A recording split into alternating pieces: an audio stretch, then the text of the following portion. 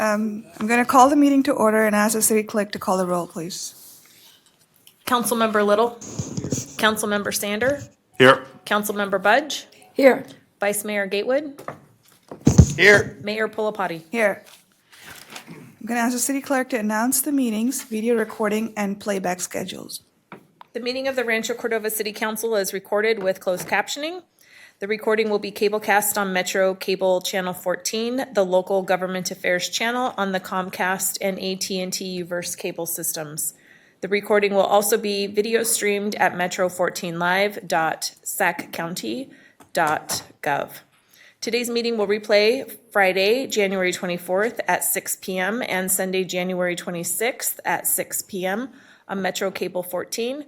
Once posted, the recording of this meeting can be viewed on demand at youtube.com/Metro Cable 14. A DVD copy is also available for the city clerk's department, and a webcast of this meeting will be available on the city's website within 48 hours of adjournment of this meeting.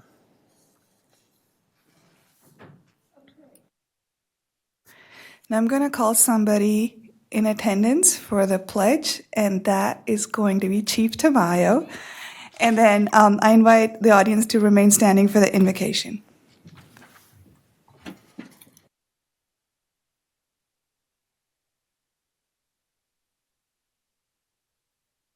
Ready, begin. I pledge allegiance to the flag of the United States of America and to the republic for which it stands, one nation, under God, indivisible, with liberty and justice for all. I'm going to ask Dan Deshawn with the River City Christian Church. Please join me in prayer.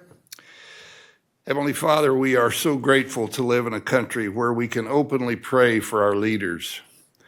One of Paul's first instructions to his protege Timothy was to pray for kings and all those in authority, that we may live peaceful and quiet lives in all godliness and holiness.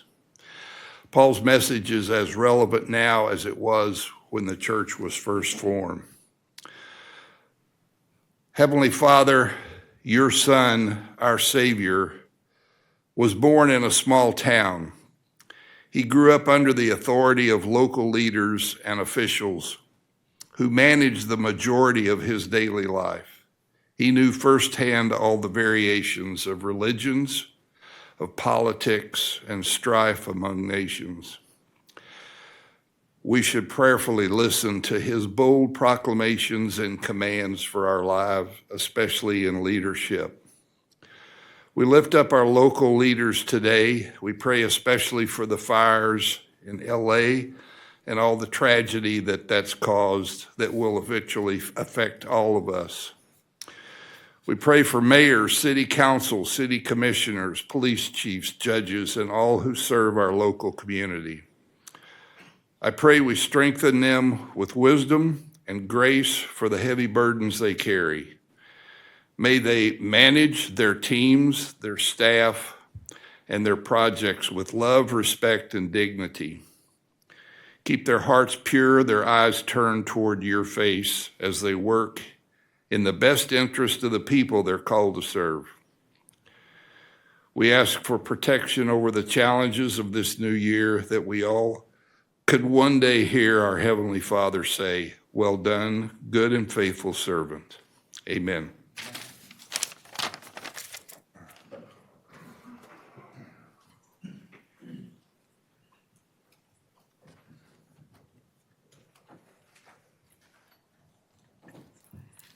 There are no presentations this evening, and we're going to go to public comment. Members of the public wishing to address the council for any matter not on the agenda may do so at this time by completing and submitting a speaker card to the city clerk. For items on the agenda, speakers will be called by the mayor at the point on the agenda when the item will be heard. Speakers are encouraged to keep comments to 3 minutes or less and to state name and community of residence. Under the provisions of the California Government Code, the City Council is prohibited from discussing or taking immediate action on any item not on the agenda, unless it can be demonstrated to be of an emergency nature or the need to take immediate action arose after the posting of the agenda. I'm going to ask the city clerk to announce public comment. Yes, Daryl Langwell. Following Daryl will be Helen Whalen-Bashaw. You'll have up to 3 minutes. Good evening, Mayor Polapati, council members, Darrell Langwell, Vineyards neighborhood. We received an email today from our new trash service provider that they are going to start charging $3 if you use a credit card to pay for your bill.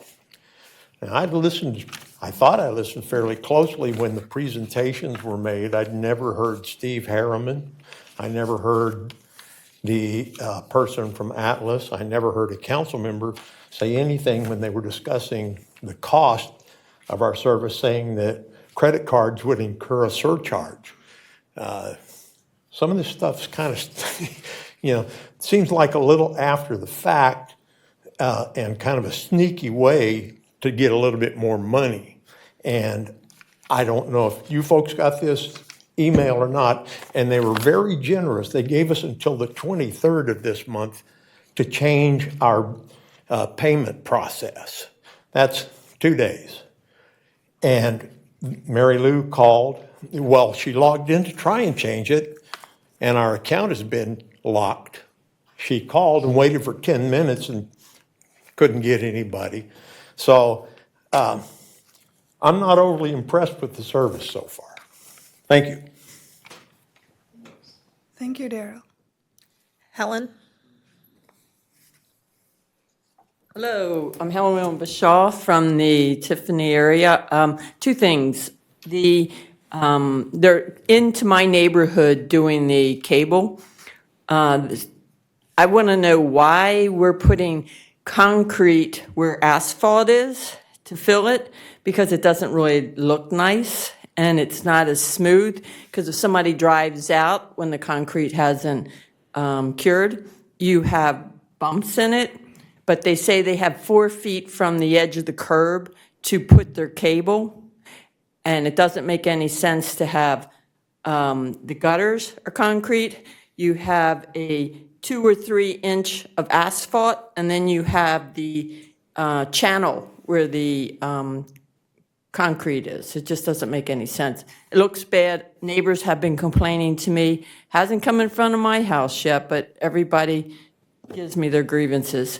As far as Atlas goes, I agree with the prior speaker. The fees were not mentioned.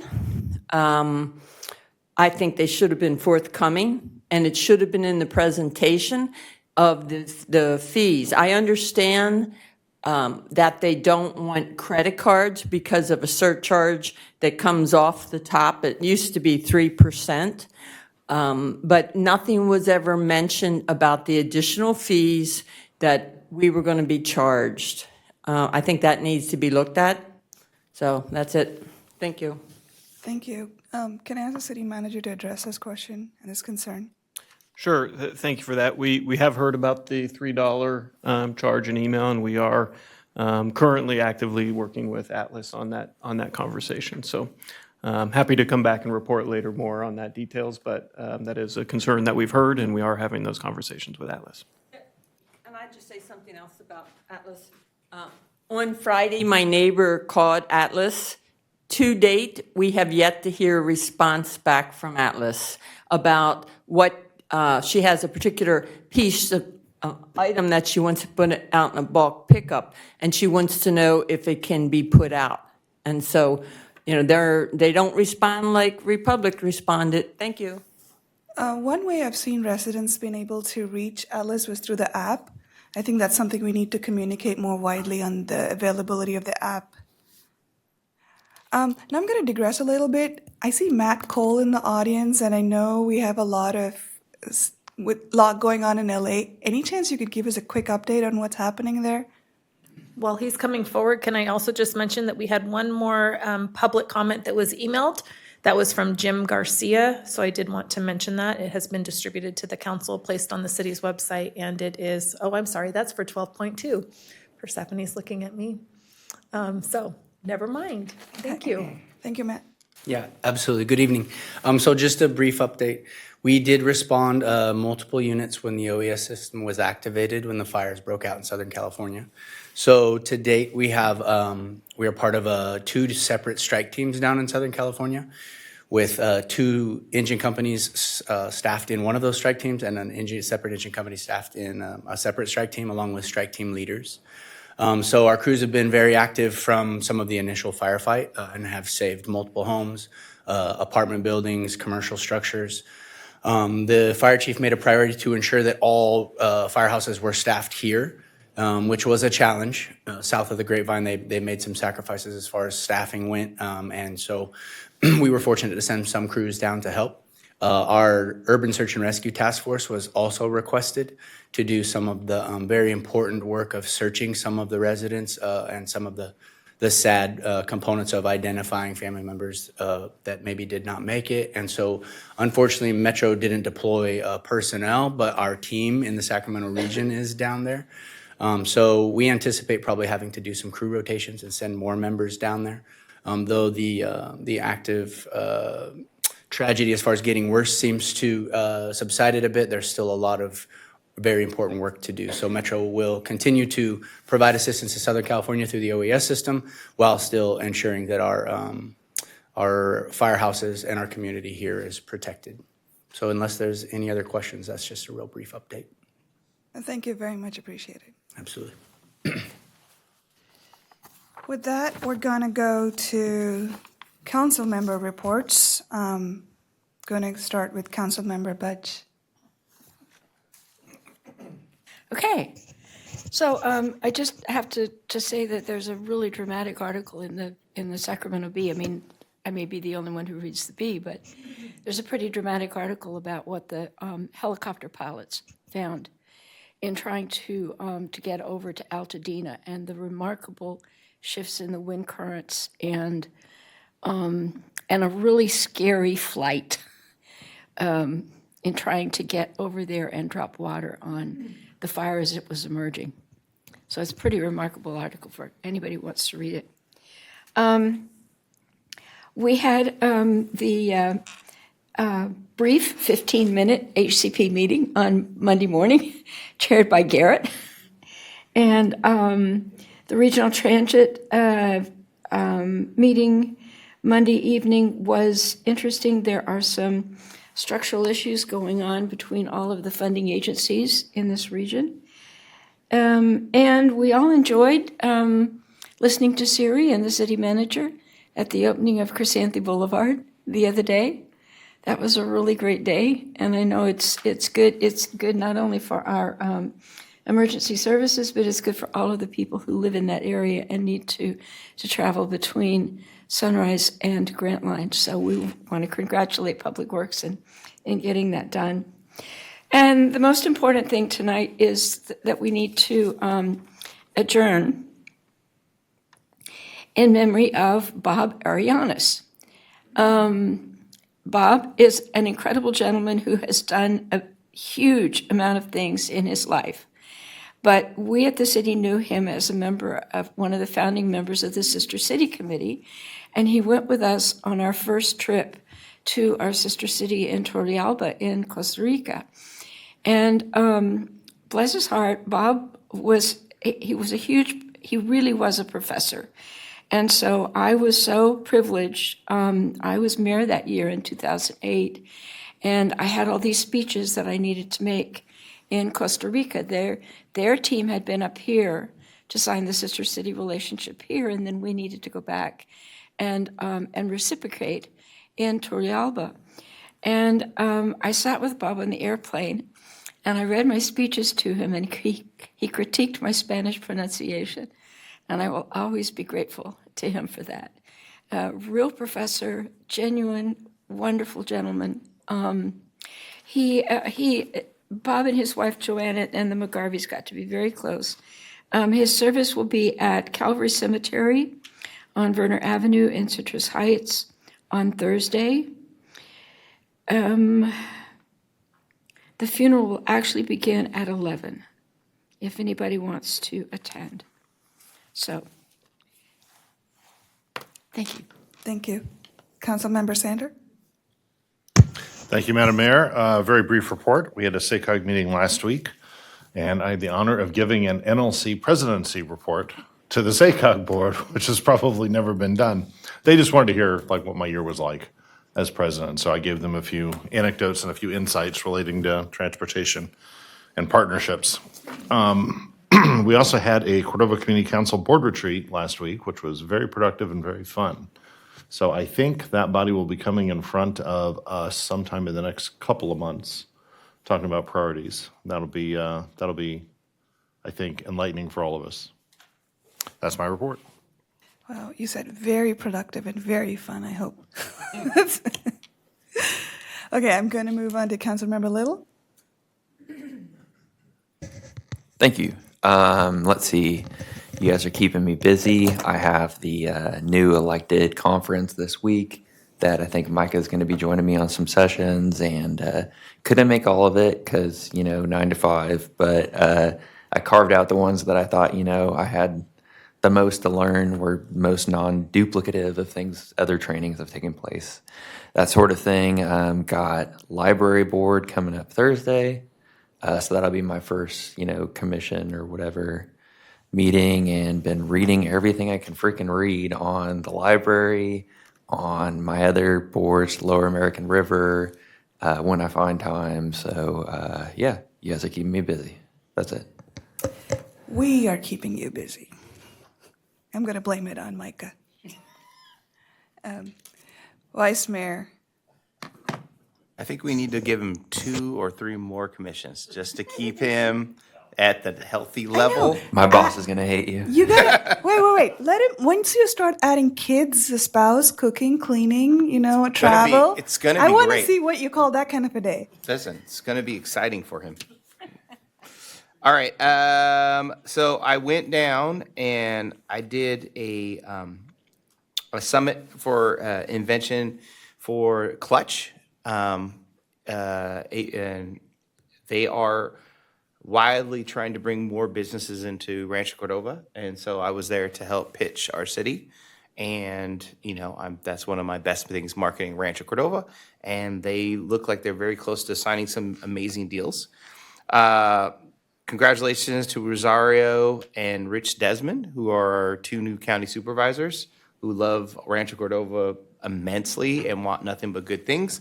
And I know even though Rosario isn't one of our county suits, but is on the edge of us, she still wants to be involved because honestly, the county is one big body and we need as many 3 votes as we can to help our city grow. Food Locker. Siri did an amazing speech at the Food Locker, what a great location. I mean, the placement is perfect. It's on the edge. There's no way to make it blight. It's going to be easy for people to walk to. It's close enough to light rail that you can get off and get to food and get somewhere. And it won't affect even though I do agree that St. Giovanni was a great place to start the whole entity. What a great next step in its evolution. Like I couldn't even, first, and Joe got to smash his first building down, which is mostly the most exciting thing is watching him try to rear up and hit a concrete building. Of course, I did have still the fastest meeting to man, HCCP, and knocked that out in 15 minutes. And I still win that. And Global Missions Fund, I got to help out a couple of the churches in the region are putting together missions because they're going to be traveling around the world. And I'm excited about that. Thank you. So, as Councilmember Budge mentioned, I did my first ribbon cutting of the year for the Crescente Boulevard, which is a 3-mile extension which connects Sunrise to Grantline Road. This started March 2021, and, we're really glad this opened up. This is a really successful partnership between the city and the developers, and all the developers were there when we opened it to see their fruitful work. Let's Smash Out Hunger. I was there with most of council. Congressman Barrow was there, Supervisor Pat Hume and Desmond, and we also had Senator Nilo in attendance. This was a really, like you said, the location was good, but this is the first facility in the region when it finishes end of 2025, which will be an on-site where people can come in, not just to get diverse food options. They are also going to be culturally appropriate food options because we have a lot of migrant community in this area, and also, to teach them about nutritious food and to help them, to educate them and to get out of their current situation to get to the next steps. The day Councilmember Gatewood attended a clutch that morning, I went to the Mayfair Air Force Base to welcome the Blue Angels into our city. It was, apparently just took like 25 minutes for them to fly down from San Diego to here. At a billion miles an hour. Yeah. So we got to meet the pilots, wave, welcome them to our city. This is the 250th year for the U.S. Navy, and we are one of 15 cities that is going to be part of this successful celebration. Did anyone warn Joe he has to go up on the plane and last 3 loop-de-loops before it comes back down?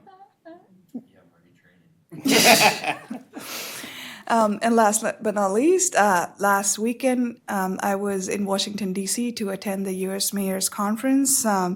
So I attended the very first president's speech at the NLC conference, thanks to Councilmember Sander. And I attended his very last speech, same location, same place, at the same hotel, his very last speech. It was a really good turnout. I know I got to learn a lot from other cities and how they work and how they live, work, and play. Thanks to Councilmember Sander, we're pretty well known. They just say, Rancho Cordova. So, surprising fact that I learned from there, some cities with like 15,000 population or 30,000 population have about 9 council members. The fact that they were surprised about us is how much we get paid. I mean, and everybody I talked to, we're paid, oh God. I stopped telling people how much we got paid. What, negative? Horrible. They were getting. We all kick in to be council members. At least 2 of us pay out of our pockets to be here. Let me tell you that. They were they get paid 3 times as much as us. And I'm talking about cities with 30K. I don't want to hear about that. Yeah. Rancho. I know, Joe, you didn't think about that, huh? But. Yeah, no one's watching my dogs tonight. I have my parents take them, though. I should have probably been paying for it. If I get a raise here, then it's going to that. Just bring your dogs here. Yeah. Thought about it, didn't want to cross that river. And the one thing that there was like a closed session for mayors, and that was when everybody opened up how nervous, anxious, scared they were for the next 4 years. Most of the cities were gearing up for deportation, especially there were a lot of people that said about when kids came home from school and their parents were not there, how to deal with such situations because it's happened to them. And so I for some reason, I thought going in a closed session, we'd have like a rah-rah moment, it's going to be okay, don't worry about it. But I actually walked out a lot more nervous than I walked in. So, yeah, so they were thinking it's going to come strong, hard, and we got to be prepared for a lot of stuff that the president speaks. He, it's not just in his scripted speeches, but when he is talking, off the cuff, there are things that he will do. So don't just take anything that he says lightly. So they wanted us to be prepared, be strong, and to work it out with our city. And that's the end of my report. I will pass it on to the city manager. Thank you, Mayor. I won't add to the many places I was with you last week and the different times. I will say I do appreciate that the session that Councilmember Little can make is the council-city manager relationship one. So hopefully we have some good conversations at that session. But other than that, just really highlighting again the Crescenti Boulevard and kind of the team effort that takes with our Public Works team and all the different people that made even the event happen, whether it's the facilities team or the different folks who are out there, community engagement, communication. So that is a big event and many years in the making. So really congratulations to staff on that. So thank you. With that, I will move on to consent calendar items. Consent calendar items consist of matters deemed routine and non-controversial by staff. Unless a member of the council wishes to pull an item for individual considerations, all items will be approved by one motion. Are there any item council wishes to pull from the consent calendar? City Clerk, are there any public comment related to consent calendar? There are no public comments. Hearing none, then I will move approval of items 9.1 and 9.2.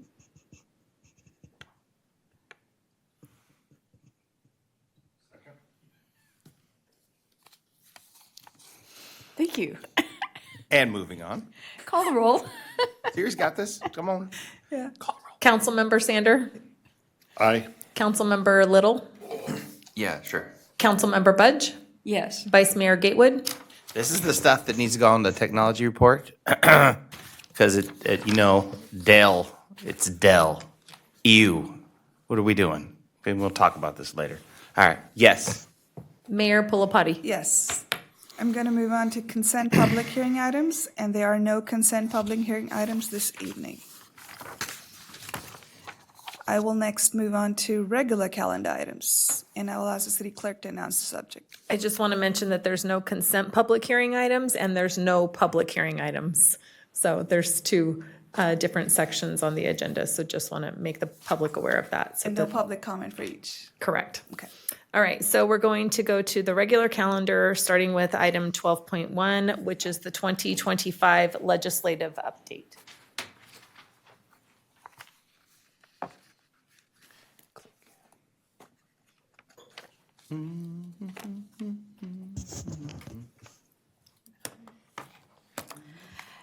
Good evening, Mayor and Council. Maria Chacon-Neisted, Communications and Public Affairs Director for the city. Here this evening to provide you with our annual legislative update along with our advocacy partners, Jason Gonzalez with Joe A. Gonzalez and Son, and Jen Covino-Smith with Covino-Smith and Simon.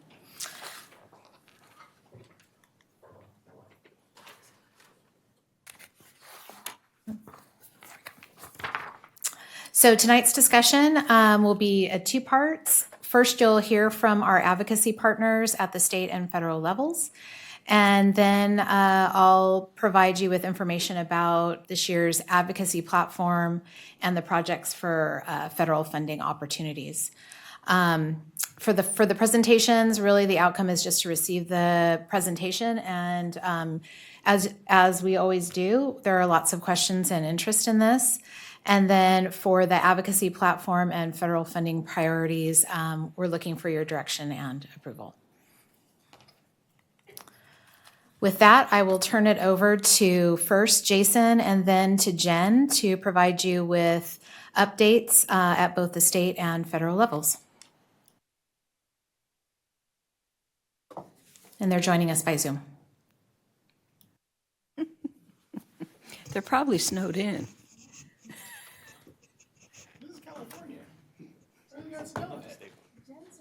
Jen's in DC. Oh, I thought it was state. Oh, she's in DC. Jen, you there? Jen, hello? She's not there. First state. No,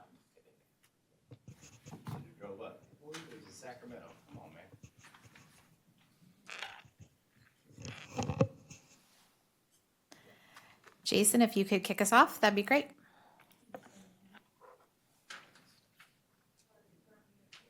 Jason, hit the mute button. Jason, hit the mute button. Now kick it again. Now talk. Nope. Unplug your mic and plug it back in again. Let's see if we get, am I not ITing this? Or get an apple. No, stop it. Ew, bro, what's wrong with you? No, Jen, can I you say like things hello that and work. see if it's Jason or you? Jen, say hello. So we gotta make sure, see if it's our, Yeah, no, it's us. oh. Yeah, you can No, hear him. it's us. Where's IT? I know he's in the other room. IT, get in here. It's all right. I could just take over. Just give me 15 minutes. There he is. Get in here. Get in the phone.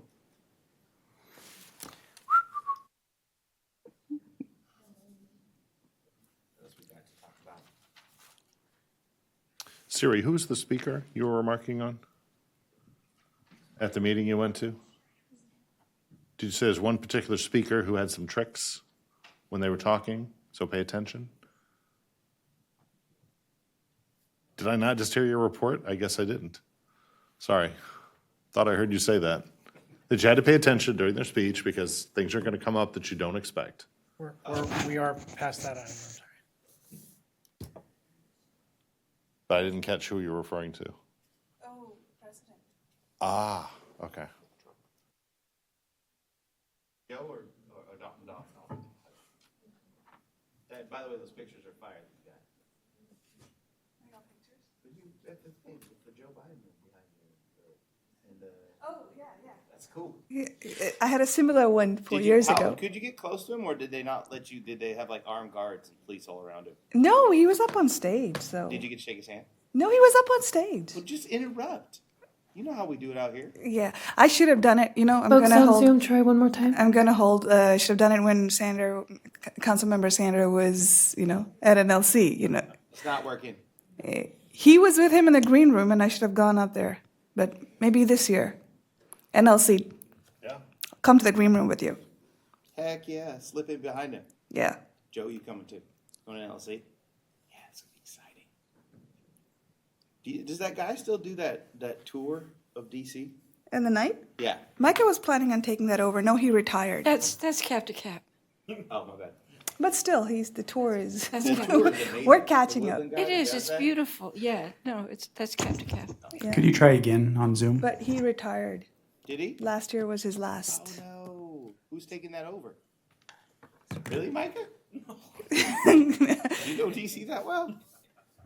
No, Dude, we were there with my kids. We walked that thing, and this giant rat the size of a dog came out, and I was like, "That's why we don't live in DC."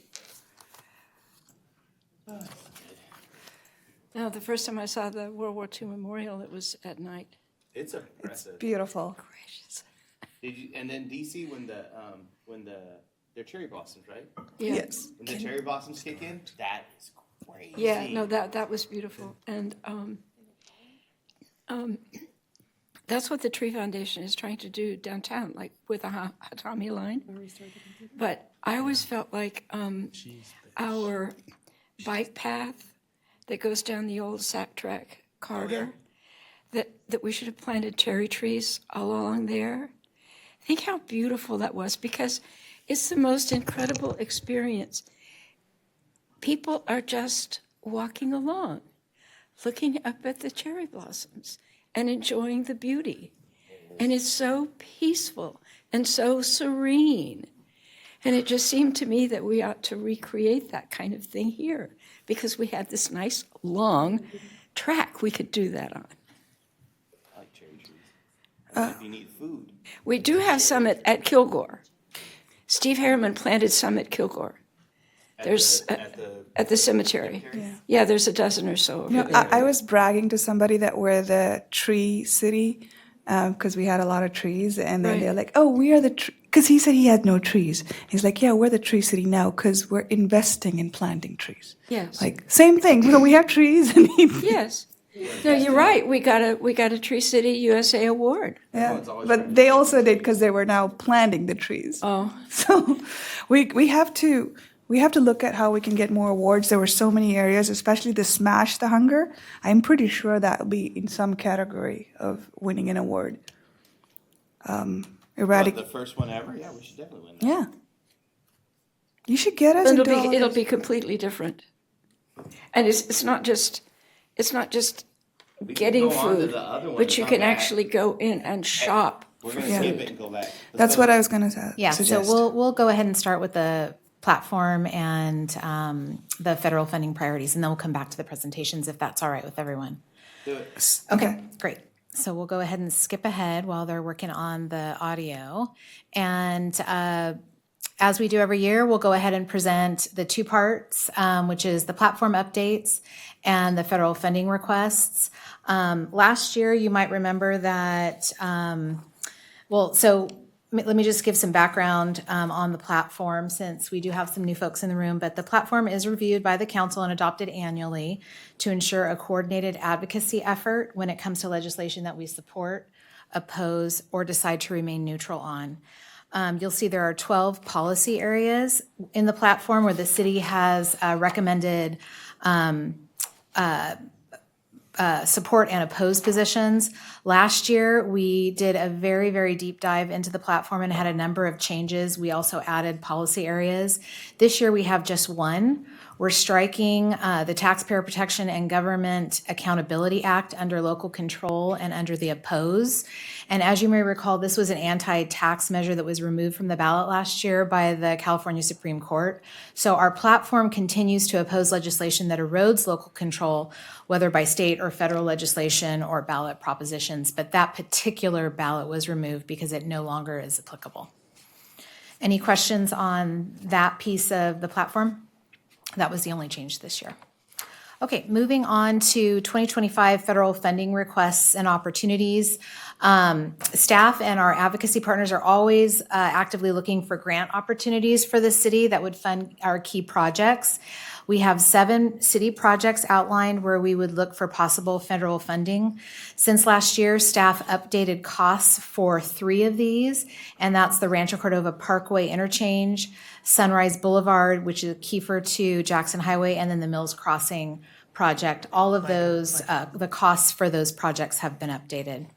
We also updated the language for Mather Veterans Village. We removed Phase 4, where total funding is nearly secured, and we are updated the description to Phase 5, which, though not quite ready for funding, will be in the mix very soon. And so those were the changes on the federal funding requests.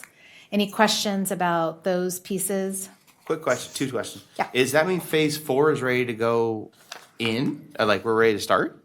No, so we're getting very close. Basically, most of the funding has been secured, and we're getting ready to, let's see. What did Stefan tell me? He sent me a very long note on this, but basically, he says we have the federal CPF funding, site controls complete, entitlements are complete, NEPA environmental analysis will be completed this month, and we're ready to submit for the state home key funding and or low-income funding housing credits. So that's where that project is at. All right. So there's only 2 things, like, when they come back, it looks like we got technical difficulties tonight, but if you could, 2 questions I have for him is, what's going to happen to state funding because of the fire? Does that mean most projects are going to get pulled back that are around the state to help them for rebuilding? And does that look like a lot of stuff that would affect us? I mean, we all want to do our share to help out because we never want one of our sister cities, but what is the overall effect to the region of California on anything, on any of their projects, like grant funding and stuff like that, when it comes to the governor's office in the state? And the second thing is, due to the relationship of our governor with the state, what do they suppose is going to happen to federal opportunities that are going to come from Rancho if we have a CA in front of our name as we chase stuff? Does it something I need to, this would be the lobbyists that would know, is this something we need to go down ourselves as a group and go have a talk with the president's group and kind of do those next steps and maybe get in front of it before it becomes an issue? But that's kind of, I'm looking at that and seeing the headwinds and maybe something we can do to make sure that we don't, as bad stuff starts to happen, we don't suffer from it. So I believe that our state and federal advocacy partners will be addressing some of that in their presentations. Okay. So we'll be hearing from them shortly on those. Okay. Even if we don't hear from them, maybe because we don't have, it's not working. It sounds like we have technical difficulties and we'll need to reboot the system in order to get it kind of back on again. And so I think we have a couple of options. One is to take a quick break and do that, or potentially we could move this item to the end of closed session, after closed session, to bring them back to finish this item. So those are your 2 options, council. Sorry. Can we jump to the And next vote one? is for reboot. And I would say we do have a closed session that we would appreciate all of your attention to if we could. Okay, so Vote let's is for reboot Reboot the thing. now. Hit restart. move on to 12.2 and then restart. Okay. That way, We do need direction and approval on the Okay. platform and federal funding priorities. And I do have public comment for 12.1, however we want to handle that. Okay, let's reboot while we do public comment. We have to actually shut down the whole system, so we have to take a break for a few minutes to reboot. And we, I mean, just, yeah, we don't need the system, I don't believe, Palmer, for closed session. Correct. Okay. Okay, so I propose moving on to 12.2, go into closed session while they reboot.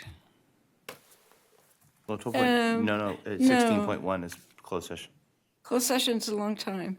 No, it's right after 12.2, No, 13. no, no. I mean, 13 it will take a lengthy amount of time. So it's better that we just take a break now, let them reboot the system for 5 minutes or whatever it takes, 5 or 10 minutes, and then come back into session, finish this item, and then go to 12.2. The mayor has a hard stop at an early-ish point this evening. Okay, instead of this debating, let's do that. Let's reboot, and then we'll go to 12.2. So take a break in 5 minutes. Do we need a roll call for that? No, okay. We're taking a break, we're rebooting, and we will come back. Well, what you got to say?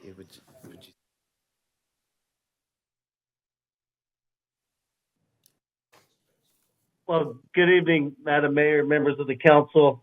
Thank you for the opportunity to provide you with a brief update from Sacramento and a congratulations to Councilmember Little for his recent election. For the record, I can assure you I do not have TikTok on my computer, so I don't know what happened, but all kidding aside, just very briefly, the 2024 legislative session, as you know, constitutionally was required to adjourn August 31st of 2024, a few months back.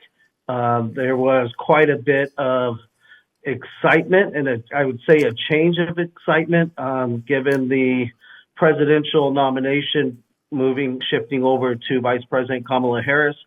It created quite a pressure cooker in Sacramento because there was a newfound group of legislators that wanted to be at the Democratic convention and actually left with about 10 days left of session and 2,000 bills left for Chicago and attended the national convention.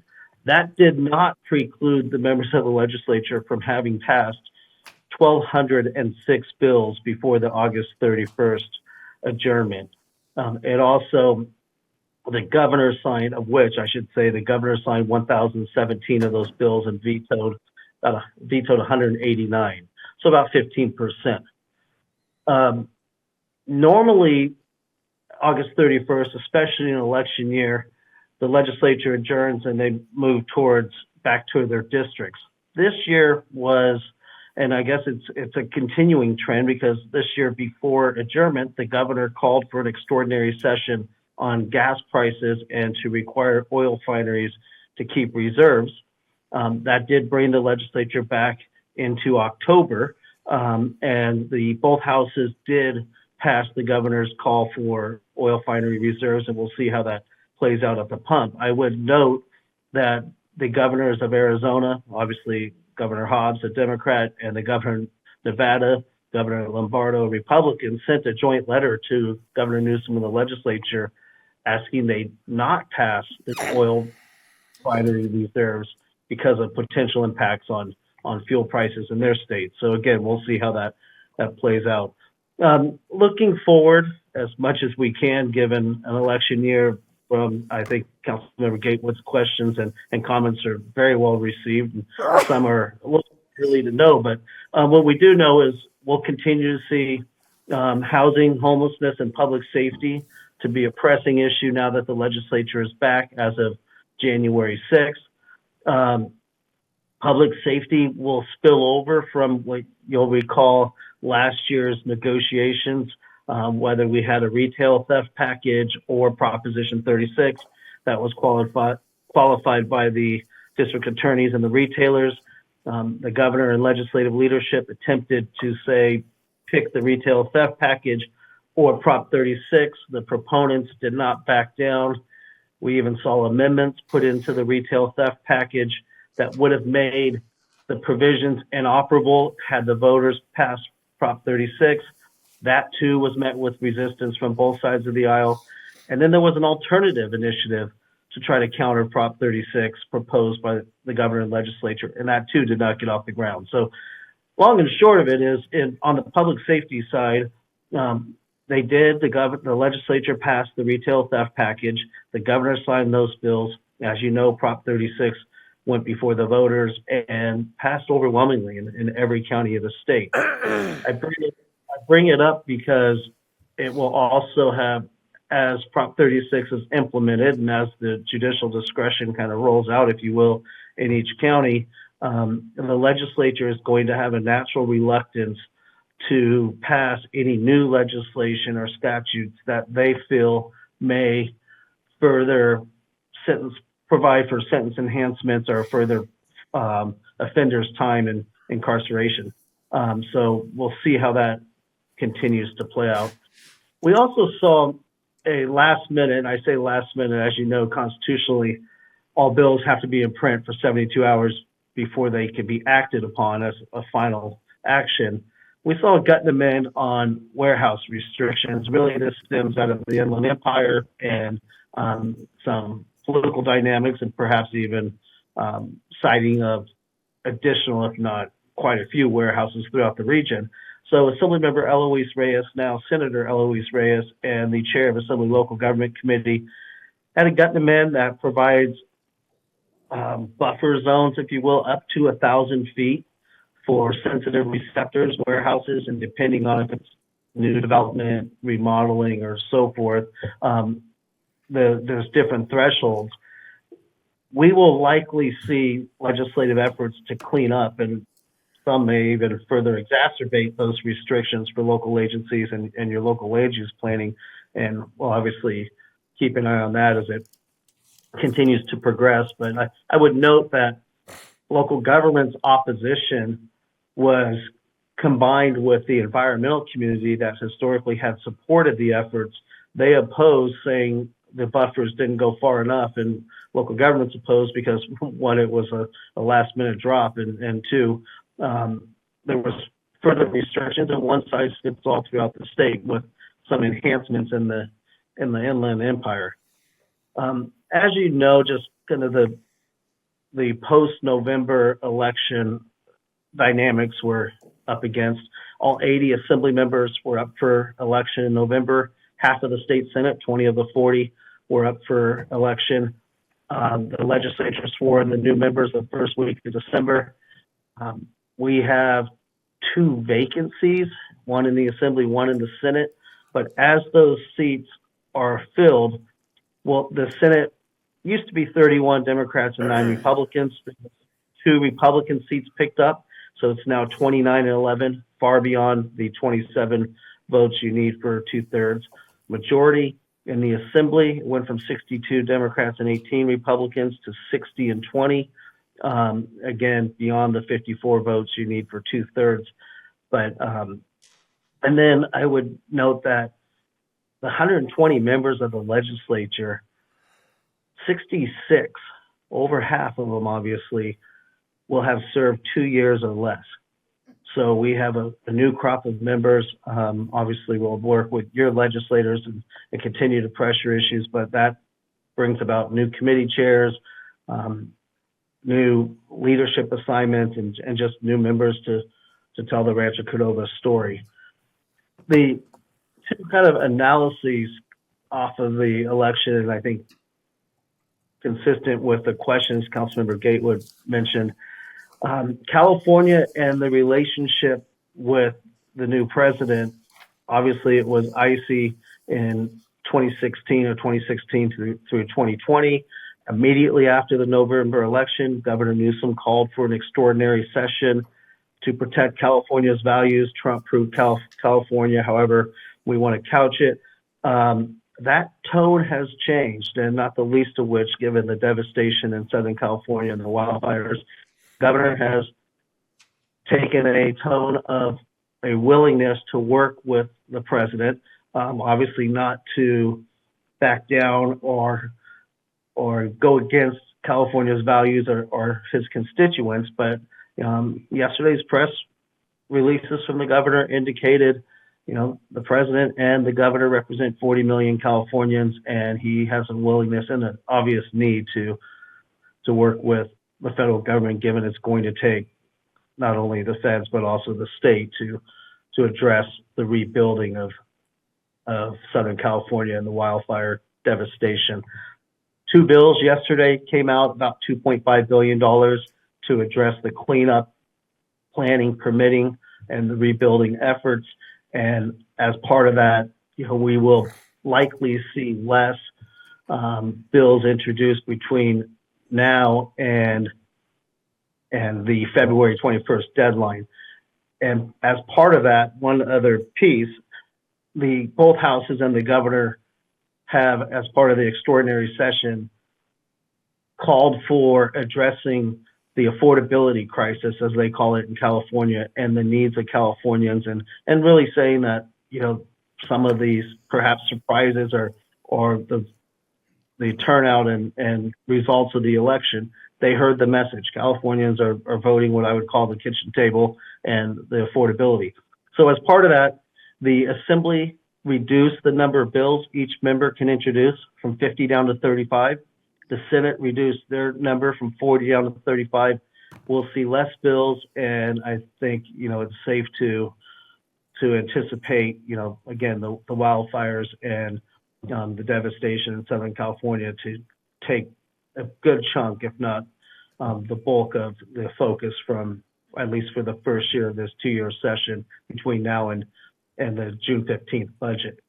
So I will stop there. Just very briefly in closing, again, want to thank you for your time, and really would like to thank your city management team.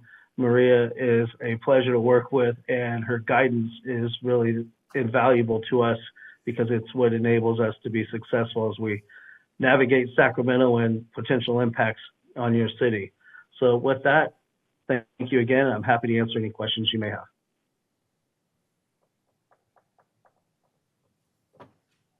Do you think fire will be an issue, like fire prevention? Because you brought up those safety and stuff like that. Will that roll itself into safety? And do you see a lot of stuff, that money that they were going to spend getting rolled back and put into that safety, like roads and stuff and cutbacks? Because, I mean, it's the most devastating fire I think there's ever been in our state, and I can't see the state not pulling back on most of its resources to try to help them out, or just in general, because it's not just them, it's them, and we still have South Lake Tahoe, and Paradise is still being rebuilt right now, and Napa is still devastated in that area. So, I mean, like, we have 6 to 7 cities that are rebuilding themselves right now. It's a very good question, and it's unfortunate because growing up in Northern California, we had seasons. We never had fire seasons, and now Santa Rosa, Malibu, Southern California, Paradise, as you mentioned, it just is happening far too frequently. To answer the question, there's a lot of, and I would yield to Jen on some of the federal government interplay, but there's a lot of federal funding through Department of Transportation, FHWA, that the state cannot shift unless the federal government gives them some type of leeway to do so given the circumstances. There's also bond funding, the climate bond that was just passed by the voters. There will be funding opportunities for local agencies, parks, and transportation and so forth, given some of those restrictions. But I think the premise of the question is a very good one and a safe assumption. If it's not tied down, California is going to need it. Okay, thank you. You. If there are no further questions, we'll go ahead and hear from our federal advocacy partner, Jen Covino-Smith. Hey, good evening, everyone. Can you all hear me okay at this moment in time? Yes. Okay, great. Thanks so much for the opportunity to provide these updates. Obviously, things here in Washington, D.C. have been very fast-moving over the past 24 hours since President Trump was inaugurated. So I just want to give you a brief overview of some legislative, regulatory, and budgetary considerations as we entered this 119th session of Congress and President Trump's second term in office. So, as you know, yesterday was Inauguration Day, January 20th. The session on Capitol Hill kicked off a little earlier in the month on January 3rd, and you all are likely aware of the fact that heading into this term, the Trump-Vance administration assumes office with a Republican trifecta across the executive and legislative branches of the federal government.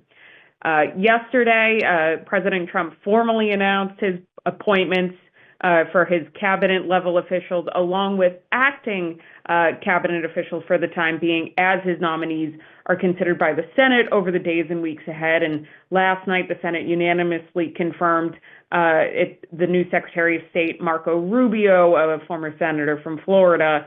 And so things will progress along those lines over the days and weeks ahead. President Trump's first 100 days will end April 30th, and so consider that a benchmark with some pressure for the Congress to enact some of the president's federal priorities. I do want to note there are historically slim margins in both the House and the Senate right now. So over in the Senate, the new Majority Leader John Thune, who succeeds former Majority Leader Mitch McConnell of Kentucky, inherits a slight majority with 53 Republican seats compared with 47 Democrats, including your new Senator Adam Schiff. The Republican Party lacks a filibuster-proof majority of 60 seats, and that becomes important as I provide an overview of the legislative agenda for the remainder of 2025. Over in the House of Representatives, Speaker Mike Johnson was reelected to hold the gavel heading forward. He has a very slight majority. There were 219 Republicans to 250 Democrats with one vacancy entering at the beginning of the session.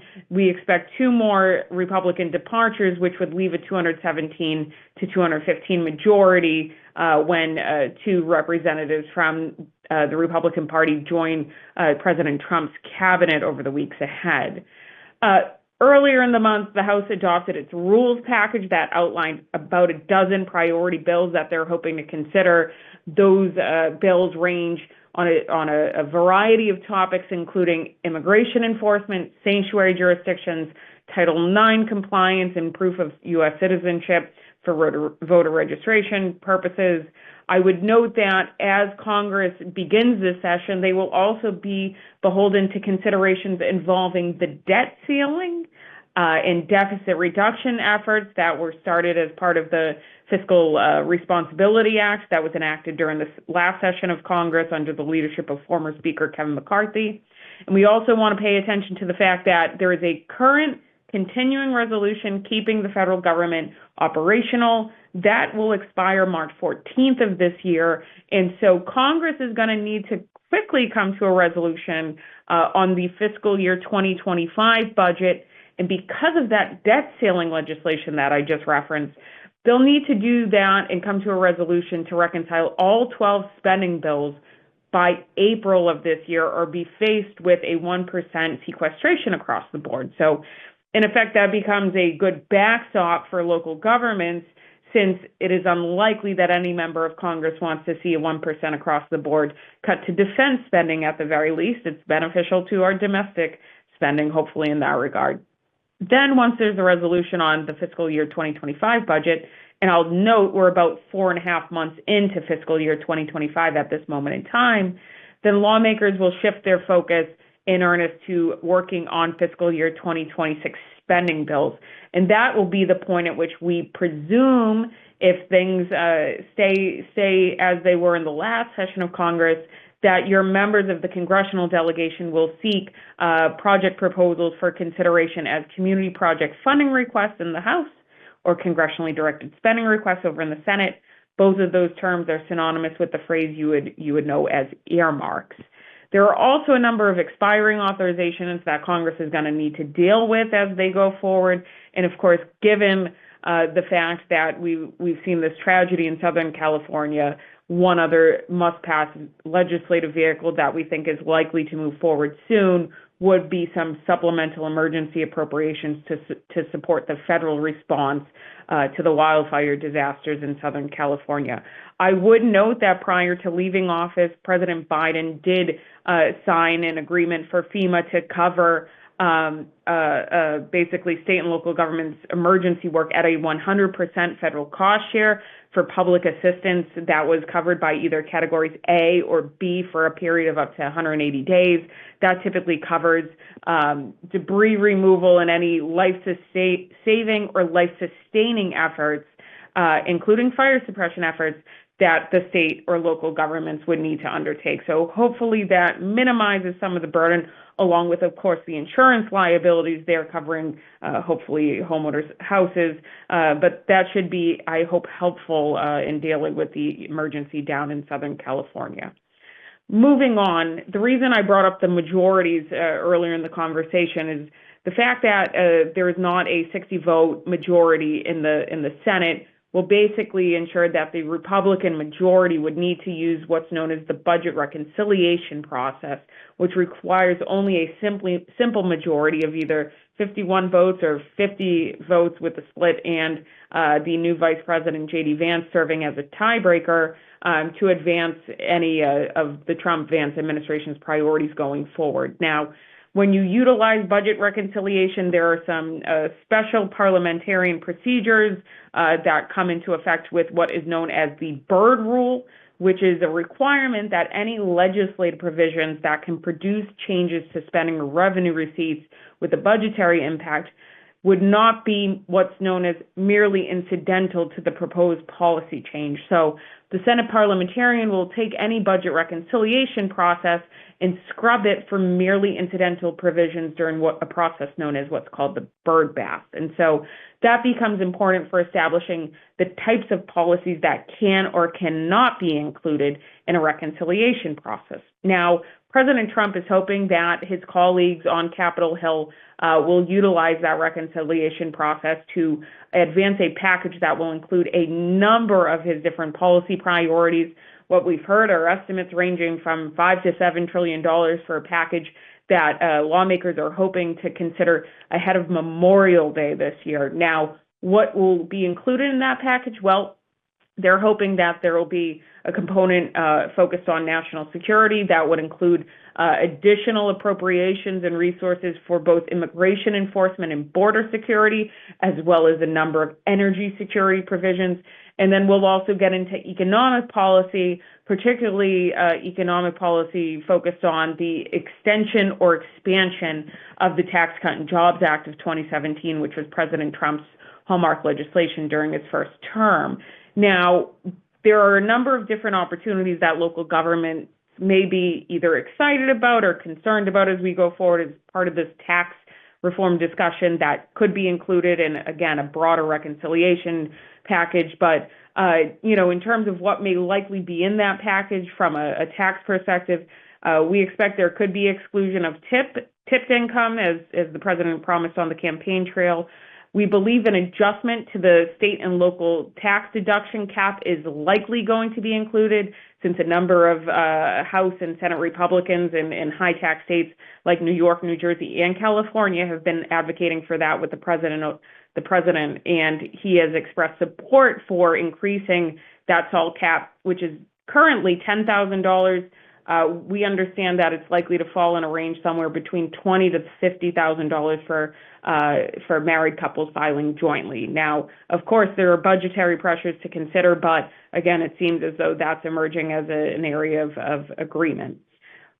I think everyone who's involved with city governments is hoping that there will be an opportunity to expand tax credits that are available to support affordable housing needs. And I know there are a number of Democratic champions and Republican champions of an expansion of the low-income housing tax credit as one example.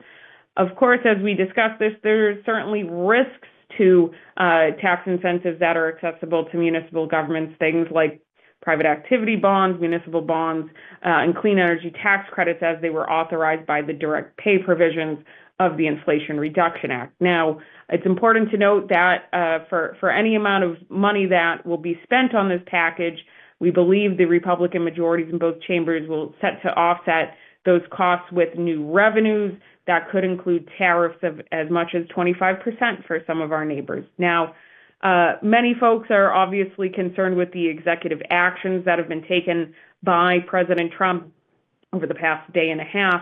And so I did want to note that my team and I earlier today sent a summary of those 42 executive orders that were signed, as well as additional memoranda that were signed by the president yesterday afternoon. Quite a few of those executive orders can be lumped into a few different themes. I would say they're sort of an overview of a whole of government approach to a number of different priorities. There are economic policies, including sort of an America First trade agenda being implemented. President is instructing federal agencies to pursue cost-cutting agendas to bring down the cost of living in the United States through deregulatory processes, et cetera. There are about a dozen immigration executive orders that I'll get into in a second. There is a repeal of many Biden-era regulations focused on climate and clean energy and environmental justice. We've also seen a repeal of Biden-era regulations focused on diversity, equity, inclusion. And right now, as of today, the federal government has established a policy to only observe two genders, which, I know some state and local folks are concerned with given practices back there in California. They have established DOGE as an official executive office that will be tasked with offering recommendations to rescind burdensome regulations, to find efficiencies by reforming administrative processes and reducing personnel, and to realize cost savings to taxpayers.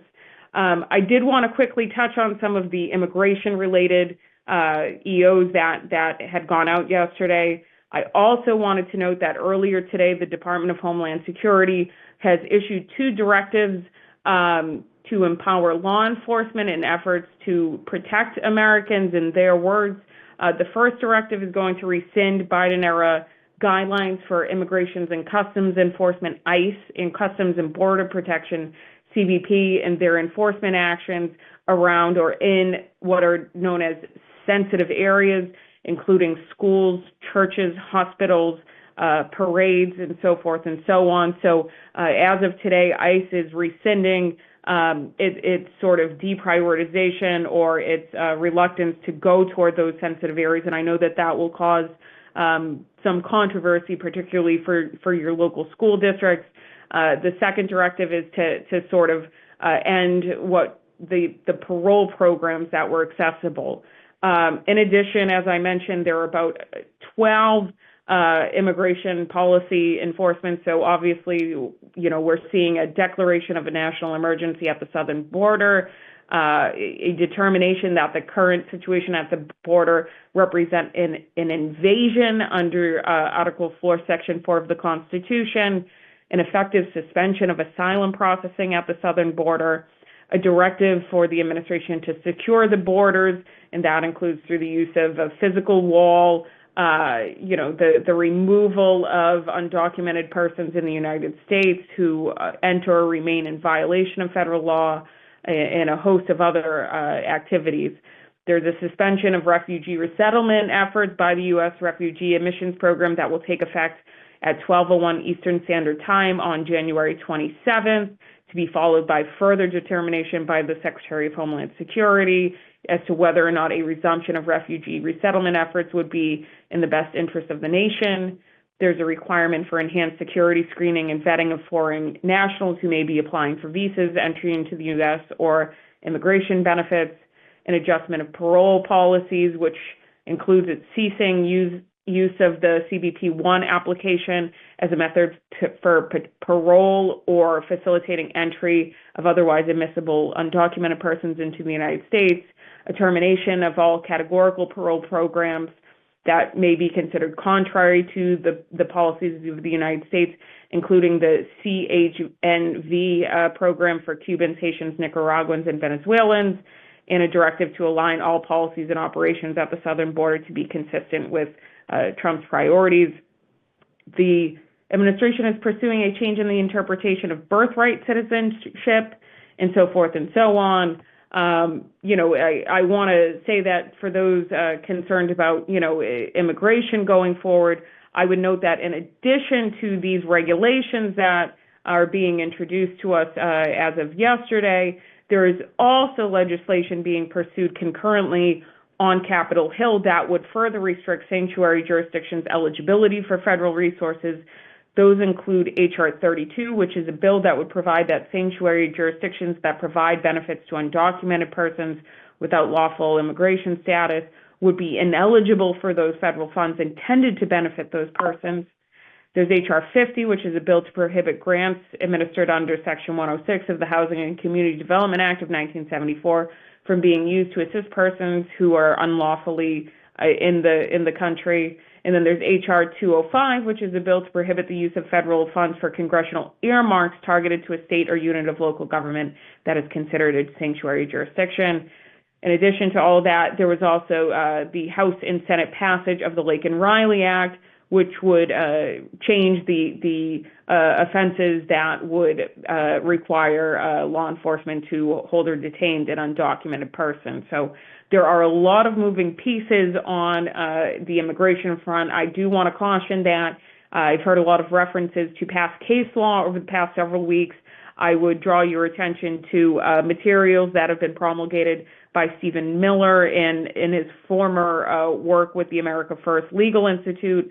A series of letters were sent to state and local officials of jurisdictions known to that entity to be considered as sanctuary jurisdictions, and I would encourage all local government officials to become familiar with those letters that have been distributed. I believe your Attorney General at the state level was a recipient of one of those letters that was dated in December of 2024. Now, in terms of continuity of programs moving forward, I know it seems like there is a lot of change, and certainly there is. We will be here to support you as you navigate those regulatory changes I've already mentioned. I did want to note that there is some continuity on the horizon now. Of course, the federal budget is being funded by that continuing resolution through 314. Again, we understand that from the current leadership of the House and Senate Appropriations Committee, we believe that earmarks will continue to be available as we go forward here to the majority of state and local governments. I would note that the Biden administration has executed a majority of grant funding authorized by the Inflation Reduction Act to support some climate resiliency efforts. So for those of you who are maybe interested in greenhouse gas reduction efforts, et cetera, you can connect with financial institutions that will oversee the distribution of funds to support projects in various communities. And I would also note that the Biden administration, made a lot of progress on its implementation of the CHIPS and Science Act to support domestic semiconductor manufacturing, which I know is critically important to the regional economy there. One thing I would just note quickly, right now we are going to every White House and agency website to see what lives on at this moment in time. And as of now, at the Department of Commerce, the CHIPS website lives on. So that I think that bodes well for all involved and interested in those incentives to support semiconductor manufacturing. In terms of other investments, with infrastructure, the Trump-Vance administration is going to be administering the final 2 rounds of funding for programs that were authorized by the Bipartisan Infrastructure Law, which is also known as the Infrastructure Investment and Jobs Act, through the end of fiscal year 2026. So plenty of funding opportunities accessible to support your local projects and programs that Maria has already highlighted.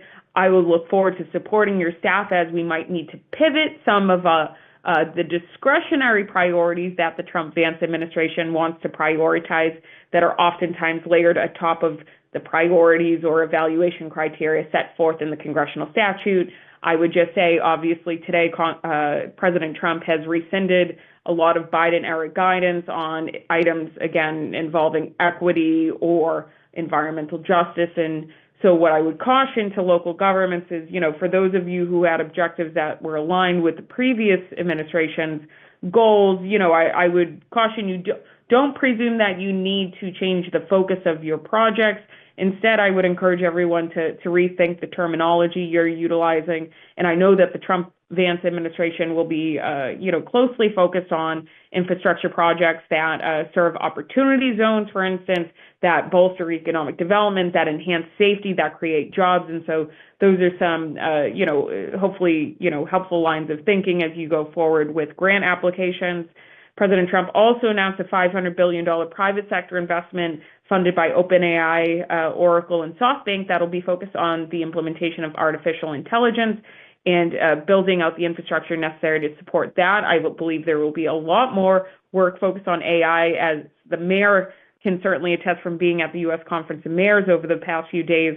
I think certainly the federal government will become increasingly aware of the need to invest not only in the infrastructure, but the workforce to support those jobs going forward. So with that, I am happy to take any questions you all have. I want to thank you, as always, to the mayor and to the council and to the city manager and staff for your public service and willingness to engage at the federal level. It is critically important, these moments of such big policy changes, that we stay engaged. And so I look forward to supporting your federal priorities in 2025, and I'll be happy to answer any questions you have. Council, any questions? I got a couple. All right. Have you heard anything? So during the COVID money, when they were giving out to businesses to help them maintain, they put a freeze on all the businesses that went in for their funding. And so I can name almost 150 different businesses in Rancho Cordova that went for the funding, and then they got froze on them, and it's sitting there gaining interest, but not in the business owners' pockets to help them out with the situation. Have you heard anything about that, about them releasing that, or Trump taking control of that, or anything of that matter? Council member, may I ask, are you referring to SBA assistance or the Paycheck Protection Program? Yeah. And you know how you could file and you could put in the what you paid for the businesses or what you paid your employees, and during COVID when it was shut down, and then you were going to get paid back on it. So they froze all those and said that they aren't going to pay any of those until another administration comes in. So I didn't know if we've seen anything on your end, and if not, I can send you more details on it so you can look into it for me, because it sounds, you give me the face of like I have no idea what you're talking about. No, that it would be helpful. It's just there were several different funding streams, and unfortunately I'm giving you that look because most of those business owners who are yet to be in receipt of funds, I would say some of them are probably being investigated for potential waste, fraud, and abuse in terms of program oversight. That has traditionally been why folks would not be in receipt of those funds in an orderly fashion. Now, what I will say is there's also potential that those business owners may have applied as appropriations were being fully dispersed, and had submitted an application at a point in time in which the administration was seeking for Congress to plus up the programs, but unfortunately at some point in time, lawmakers decided to not keep funding certain programs that were there under COVID relief. So I would appreciate if you have specific instances, specific businesses, and more information about which resources they were utilizing. That would be helpful. Again, I fear that it might be one of those two scenarios that your folks are dealing with, but I'm happy to look into that and provide you with any additional information. Excellent. All right. I'll reach out to you and give you all the stuff. They're not illegal businesses, so we'll start there. But the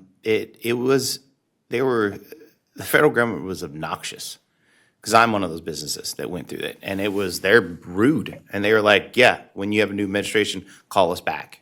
And they said that to me over the phone, and I was like, excuse me? And I was like, and then I called Ami Bear's office, and he got engaged. And it's like, they're like, we can't do nothing until the new administration comes in. And so I'm curious to see, now that I know you, and then there's Joey's business and a couple other bigger businesses in the area that they did it last minute, and they hit all the stuff, but they just stopped. They said, we're not going to do it anymore. And we're on a holding pattern until we get through whoever was going to get elected. Yeah, if it's just it's a pause and review of the applications, that's another story. Sometimes I'll just say this, I know that those programs are very intense in providing appropriate documentation to federal officials in terms of proving your payroll, your cost, your rent, et cetera.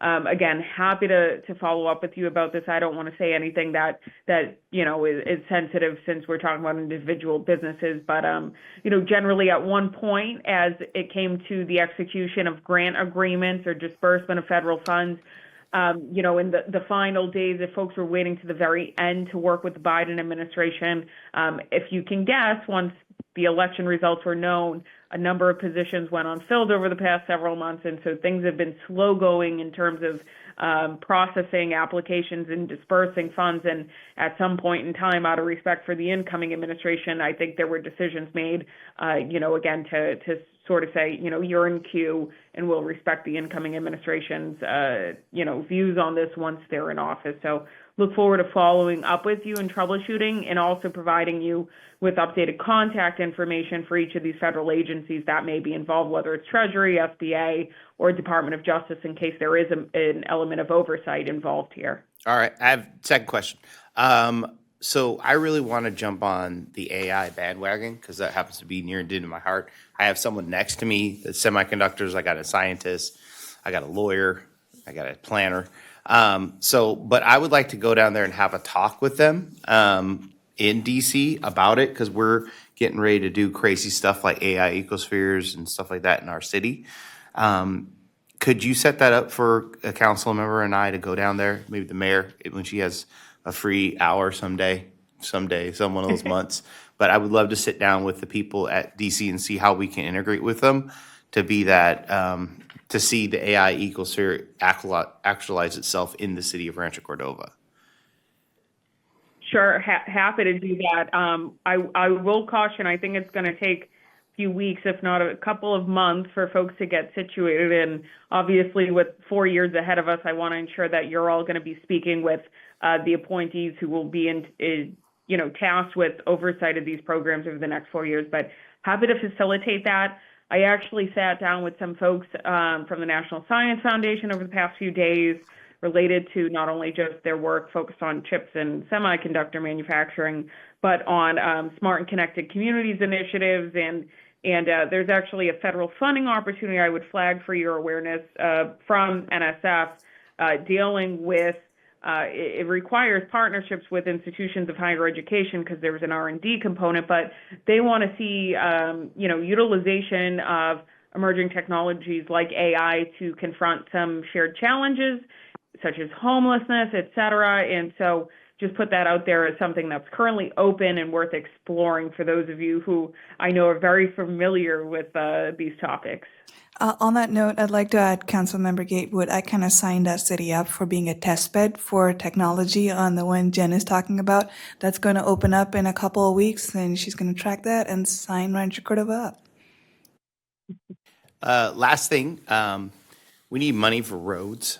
So how do we get our hands on about, I need 250 million. And Albert, he's not here, but I know Albert wants another hundo. So what do you see in the future of us getting our hands? Because we did great. We got $25 million for my project. How do we get another 25 million this year? How do I double down with success? Jason, this goes for you too. I need $25 million this year, and it's not Dr. Evil. Well, I would offer, I know the big awards are always incredibly important and very meaningful. And so first of all, let me congratulate you all for that recent RAISE grant that was carried by your partners in the region. Very happy to see that. And I know city staff have worked on that project for quite some time. So congratulations to all involved in your accomplishments there. One thing I would have to offer, typically, even with a change in administration, it's difficult for grantees to come back to the same pot of money in consecutive years. So I would encourage you to seek out other funding opportunities that may be applicable. Now, there's no shortage of funding, opportunities administered by the U.S. Department of Transportation. And, for each project, whether you're supporting, commuters traveling with access to good paying jobs, or facilitating goods movement, if we break down your local roads in terms of assigning needs that you're being responsive to, then we can identify some different programs for you all to pursue. Of course, we also can go back to our members of Congress who have been very generous, thanks to Congressman Barrow over time, to provide, community project funding requests of up to about, $3 to $4 million is the average for highway projects. And so I would just say we ought to be shopping around with our projects this year. Okay. Those are my things. Anyone else? Well, thank you, Jen. Do we have a motion that we need to pass on this one? I'd just like to first acknowledge that we do not have any public comment for this item. Thank you.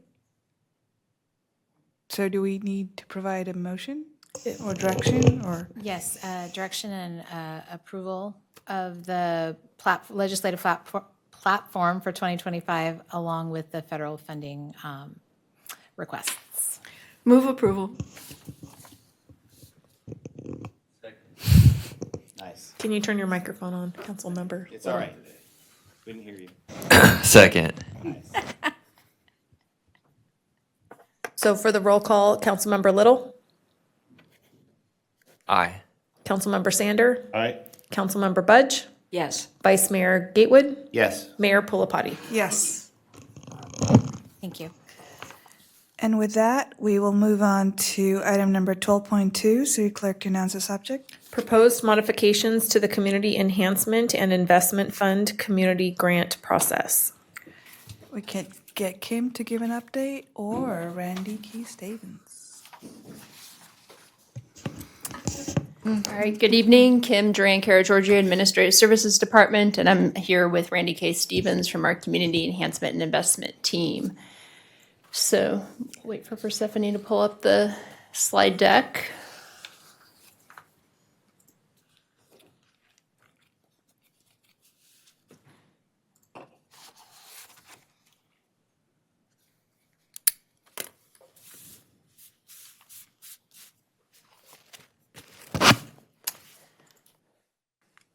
All right, so as a starting point, just a quick background on this topic. Community Enhancement and Investment Fund, community grants, which are funded out of the Measure H pot, started back in 2015-16, and since that time, the amount of Measure H dollars allocated to community grants has increased to just around 29% of the annual Measure H allocation. And so this most recent year, that equated to about $3.125 million in grant funds being put out into the community. And historically, those grant funds have been allocated across three different kind of categories of funding: arts, culture, history, entertainment, and sports, education, and then everyone's favorite, the other category. So this past grant cycle, this current year, marks 10 years of CEIF grant making. And we did have a work session a while back in June of 2024. It was a start, stop, continue exercise. And that was held to receive feedback from the council on kind of the grant process thus far, what was working, what wasn't working. And some of the outcomes from that work session included some direction to reevaluate and improve our grant application process, to try to make it a little bit simpler for our grantees, provide more training. We were also discussed re-emphasizing using leverage as criteria when determining the amount of grant funding to be given to an organization, creating a more sustainable model long-term for community and cultural events, and also considering creating a bucket that would help fund new ideas on an ongoing basis. So those were some of the outcomes from that work session. So as a starting point, CEIF grant application customer service, some of the things that the CEIF team will be doing this coming grant cycle is enhanced training at the start of each grant application process, really trying to provide as clear guidance as possible to grantees on the process, and also providing specific information to calculate in-kind leverage support that could be included in grant requests so that we can better evaluate what grant applicants are bringing to the table. Another stumbling block that we find with many of our grantees is insurance. And so trying to better demystify the insurance process by providing kind of broker recommendations or referrals, a group of referrals to brokers that we know can work in this space and provide insurance to grantees and so forth, just to help our grantees try to work through that process with more ease. So those are some of the changes that we are planning to implement this upcoming cycle. So on a broader scale, some of the proposed changes to the CEIF grant process that I am going to walk through this evening are as follows. The first is to consider approving some 2-year contracts, and this would be for just a certain group of grantees that have received funding for a number of years for the same project or program, so I'll talk about that in the next slide. The next item is to create a bucket or a category that would specifically be for new ideas or first-time grant applicants. This would remain year after year, but again, geared towards those with new ideas. Another idea is to have the Rancho Cordova Athletic Association submit one application on behalf of all of their member organizations. Next one is to transition economic development initiatives out of the CEIF grant process and align that instead with the strategic plan that was recently adopted. And finally, looking to direct community and cultural events to seek funding through the city's micro grant program rather than through the CEIF grant process. So I'm going to talk about those in further detail in the next slides. So some of these changes that are being proposed this evening would result in some modifications to kind of the long-standing categories or buckets that have been used and that I showed earlier in the first slide. And so some of those new categories that I'm going to walk through are shown here on this slide, and I will take it kind of one by one. Starting with ongoing community programs. So this is a new category that we are proposing. And this category basically recommends recognizing kind of ongoing support, city ongoing support to certain grantees that have been funded for the same program for at least 5 years or longer. Those 2-year agreements would kind of align with the city budget cycle. So the idea and concept is that we would evaluate those with our budget, and kind of the benefit to moving to this cycle would be, improved planning for both city and grantees. It reduces administrative burdens and application contracting burdens for our grantees. And so we do think in some cases, it might be appropriate to consider this process. This next slide has some recommendations on the grantees, kind of using that criteria that I just described, which are, grantees that have been funded for the same program for a minimum of 5 years or longer. They are all in good standing when it comes to CEIF reporting. And overall, we recommend that these are groups that we think are appropriate to be considered for sort of a 2-year contract. Any questions on this before I move on to the next slide? Okay. The next category would be kind of a new take on how we look at youth programs and services. Now, historically, youth programs and services we received ideas in all of the categories. And so sometimes it was difficult to compare. Sometimes they were coming in through education. Sometimes they were coming in through the arts, culture, sports bucket, and so on. And so this idea is to group all of those youth serving activities into one category. So that's kind of the thought here. So that would include sports, enrichment, extracurricular activities, mentoring. Also, this would include funding requests received directly from the school districts for education augmentation opportunities. And then as part of this bucket, again, kind of revisiting this idea with the Rancho Cordova Athletic Association. So the thought is that Instead of kind of all of the various member organizations of RCAA applying individually for grant funds, that RCAA would work collaboratively with those organizations to kind of go through a prioritization process and then submit a consolidated proposal on behalf of all of their organizations.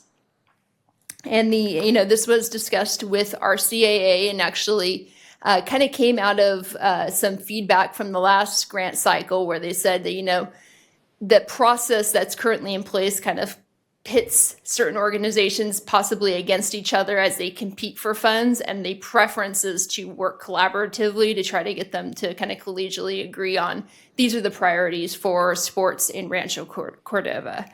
It would also streamline the process when it comes to both insurance, because one of the stumbling blocks, again, that some of these groups have is being able to obtain insurance, whereas RCA could then cover them. And I think that was pretty much it on that one. Any questions? The one on RCAA, do they have approval from their member groups that RCAA will lead it? I know you said they've talked to us, but have they talked within themselves and agreed? I don't know if they've had that conversation amongst themselves. We city staff have had conversations with folks representing RCAA at this time. What has happened is that RCA member organizations would sort of do an end around, or maybe some of their members would do an end around and put it in application directly to us and also one through RCAA. Oh, double dip. Kind of, yeah. If they couldn't get their stuff approved through RCAA, then they might go around the side and say, hey, city, do you want to fund this? And very often we would. So that felt like the other process was, well, what was that, right? So this is not unlike what we do in the arts, when you have all the arts sort of get together under Cordova Community Council so that you don't have them competing or fighting with each other, rather they sort of give us, here's a package we want to fund. Right, okay. So do you want to do, you're still sitting on.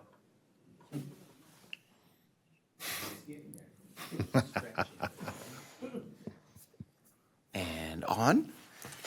You're still sitting as president of the board, right? Yes. So do they want to do this? Does everyone want to do this? I think so, yeah. Okay. Yeah.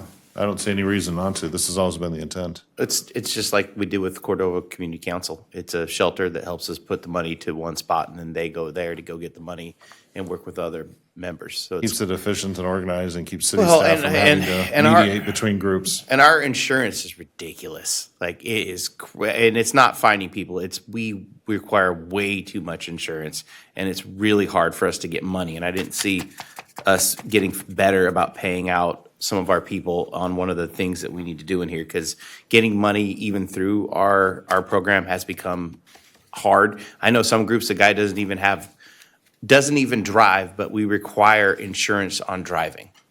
So we as a group have to decide what is actually needed in insurance wise. We need to take our requirements for insurance for stuff down a little bit because it's gotten silly at some of the things. So, I think, if the RCAA wants to be the spot that we put all the money and then they go there, that's just what we do with Shelley and her group.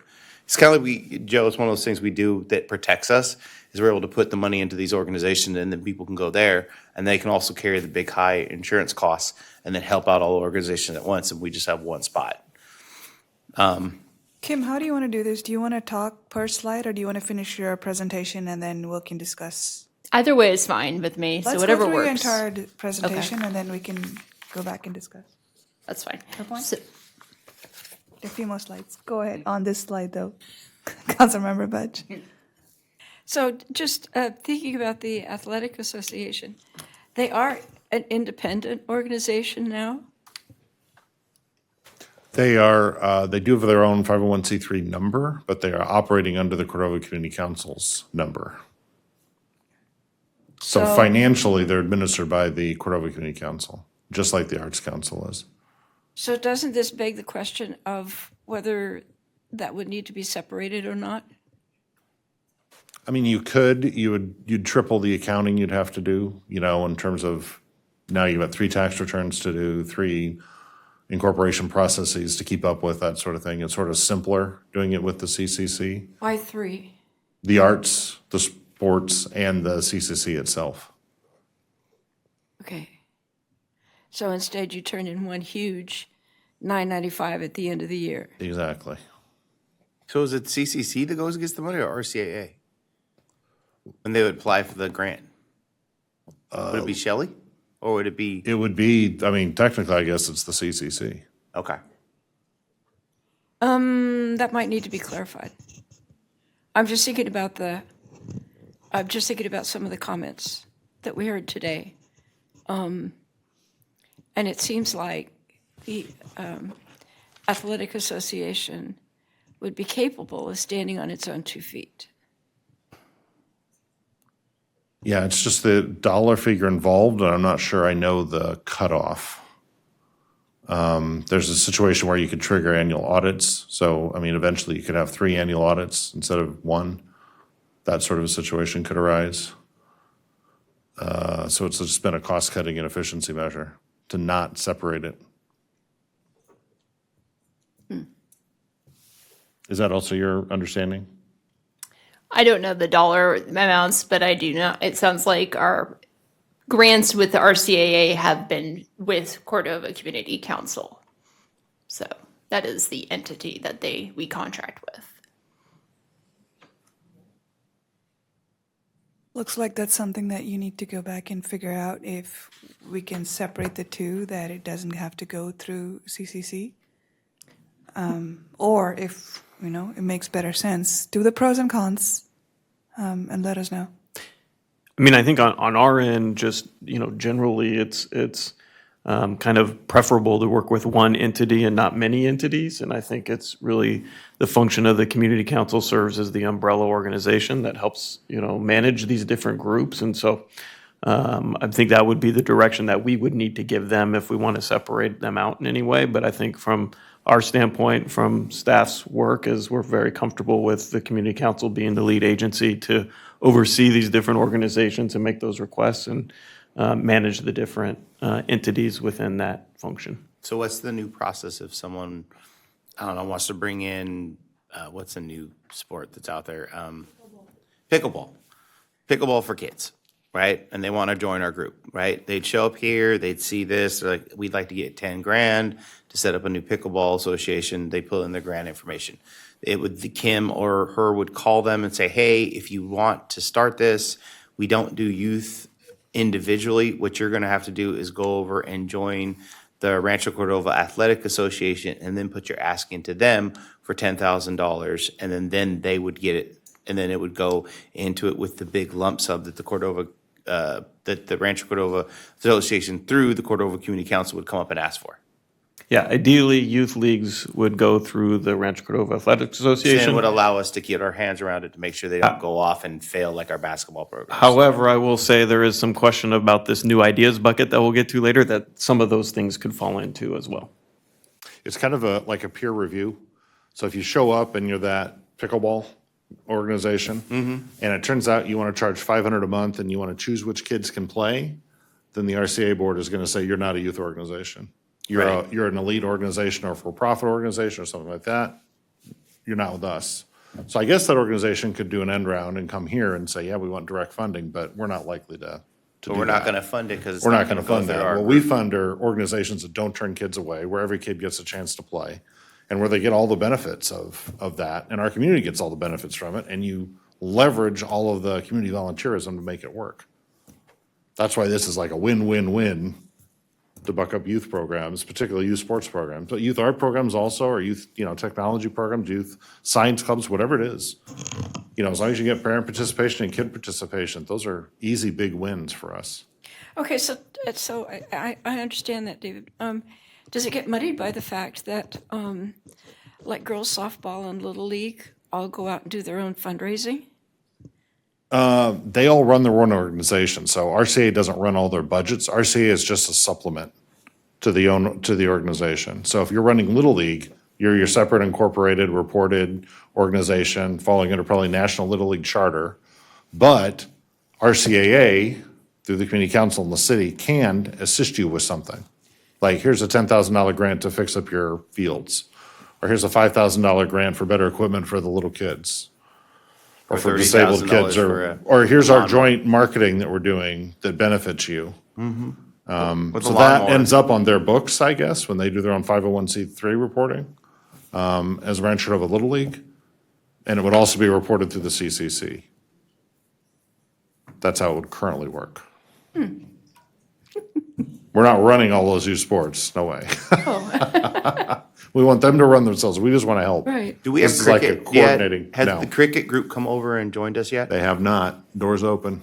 Siri? Yes, the door's open. No, it does seem like a really good idea on paper to have one organization run it. And we would like to add that our door is always open if there is concerns on that approach. Because we're hoping to streamline the process. And Randy K., you're in the weeds on this, any input that you get, please do send it to us. If we're okay with this slide, we can move on to the next. Yep. Okay, moving along, the next kind of new category idea that we are putting forward is the Idea Incubator Fund, and this is intended to be kind of a standing pot of money for new ideas and concepts as they come forward. And the thought is that these ideas would fall kind of in line with one of the categories within the grant that we've received CEIF grant applications for historically. The thought is that also grant requests would be no more than $25,000. And the reason for that is, I think experience has shown that oftentimes with new ideas, if it's too big, it becomes kind of hard to implement. And so trying to scale it to a point where it could be successful in a time frame that we're looking at. And so that was where that idea of $25,000 came about. And then the idea with this fund is that, the ideas could come in with the grant process, but it would also be a fund where this pot of money is available throughout the year. So as ideas come to either council, staff, and we see opportunities to try to make something happen, those dollars would remain available to be used as long as funds are available in that bucket. So that's the concept of this fund. Okay, moving on to arts, culture, history, and entertainment. This historically is very similar to how it's always been. I think the only change that you'll notice here is kind of sports has kind of dropped off of the title here. And that was done kind of to not confuse our applicants, because the vast majority of applications, grant requests received that are sports related have been youth. And so wanting those to kind of funnel through the youth bucket. If somebody has an idea for an adult sports league, certainly that would still be welcomed in this category, and we'll make that clear when we write the criteria. But kind of ideally, that is kind of the way we want this category to function. The only change here that we would be recommending is kind of the idea of community and cultural events. We did have quite a bit of discussion during the work session back in June about those. The city does receive quite a few applications in those categories, and the thought is to try to encourage many of those to move to the city's microgrant program. The microgrant program, those dollars are available all year round. And so one of the nice things about that is that somebody who might be planning an event for May of 2026 doesn't need to be thinking of that right now. They have time to think about that. And as they put that idea together, they can go to the microgrant bucket and ask for funds from that. It's a simpler process, a little bit more streamlined. So I think it's advantageous for our folks in the community. And there's already kind of a process and guidelines in place for that. So that is the reason why we're kind of encouraging our community and cultural groups to look at that program instead. Certainly, and I should mention that the cap for that program, it currently stands at $5,000 per an event. And the idea would be to increase that microgrant program cap to $6,500, just because that is really more in line with where we've been funding some of our community and cultural grants in recent years, or events in recent years. And so overall, that's kind of the proposal there for this category. The other category, and I have kind of community assistance programs also up there as kind of another way of describing this category. So grant funding in this category in recent years has tended to fall into the three primary categories. One is homeless support and food insecurity programs and services, capital improvement projects for many of our community nonprofits. And then this is where many of our economic development initiatives were received. With the recommendation to remove economic development kind of out of the CEIF grant process and instead put that with our economic development folks and Measure R and allow them to kind of do a program that aligns with their strategic plan. This program kind of seems to be more in the community assistance realm going forward. If there was, some thought of trying to call it something a little more specific, not necessary, but just a thought. So that is it. That brings me to the end of the presentation and would really appreciate receiving some feedback from council on some of these ideas. And that's it. I think this is based on our great discussion last year, and I'm really happy to see these lined up. I think these will be great improvements. I like all of them. I'd like to request the micro grant be up to 10K. The cap is at 10 versus the 5 or the 6.5. I agree with the upgrade and the micro grant up, and I would also like with the insurance, I'd like to review how the insurance is being decided on and how we make that more reasonable, because it's great that we found someone to do it. A lot of it's just silly. We don't need that kind of insurance when someone's putting in a garden in their hotel, in the apartment complex. There are certain times we've asked for insurance, and I don't know where we have to look at that, but I really want to see how we can get our hands around that and help to mitigate when it's too much. And the concern is, I'm sure at some point someone was sued because a hoe got kicked up or a weed popped someone in an eye. But it's getting ridiculous. If Lincoln Village in one of the areas wants to put this happened, a garden there, we need it to be easily able to get the money and get access to it, and it needs to be in a more timely fashion. So I want to see that actually happen. So They're already asking for that, by the way. Yeah, and it needs to be. If they want $5,000 for a garden, then it should be able to be processed quickly. Like, we approve it, and then when it's time, the money gets out the door. It shouldn't take lots of paperwork and insurance and their firstborn just to get $5,000. So we can, especially when we're just giving them money. Yeah. It's not our project, Correct. I don't really see the basis for the liability in a lot of cases. And now I have a lawyer on council, which is amazing.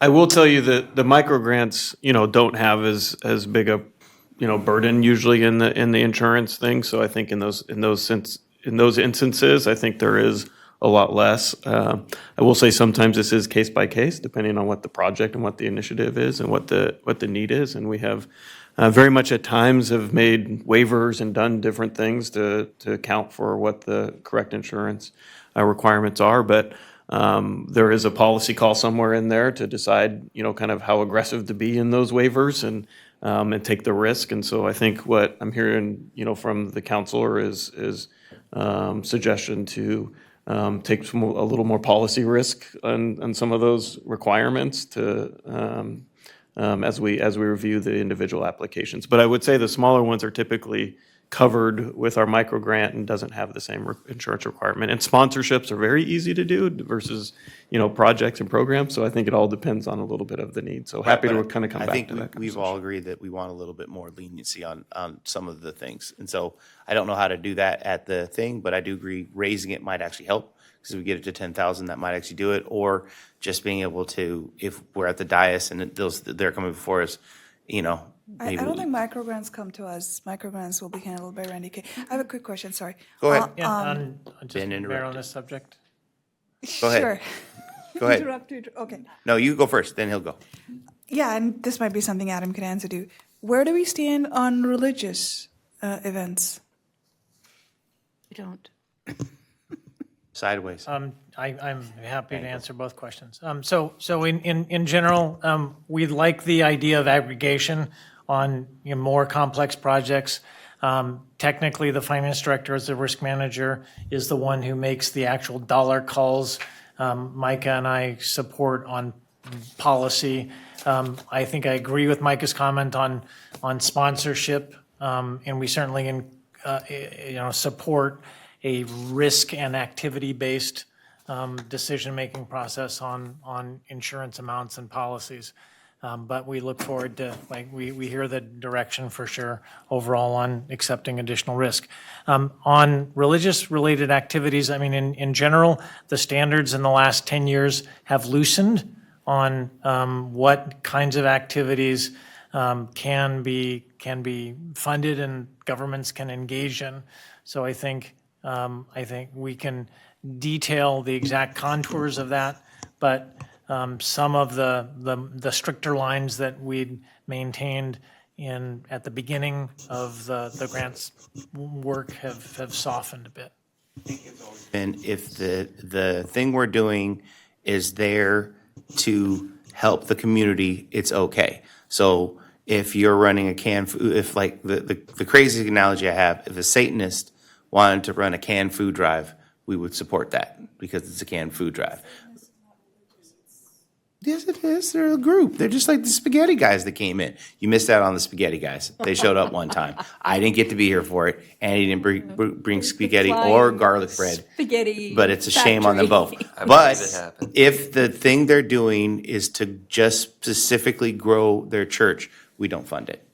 But if it's a cool thing, we don't care. You want to do canned food drive? You want to do a basketball program to help out our needy kids? You want to go into the worst of our community and help kids learn how to read? 100%. We're down for whatever group shows up, from Hindi to Jews.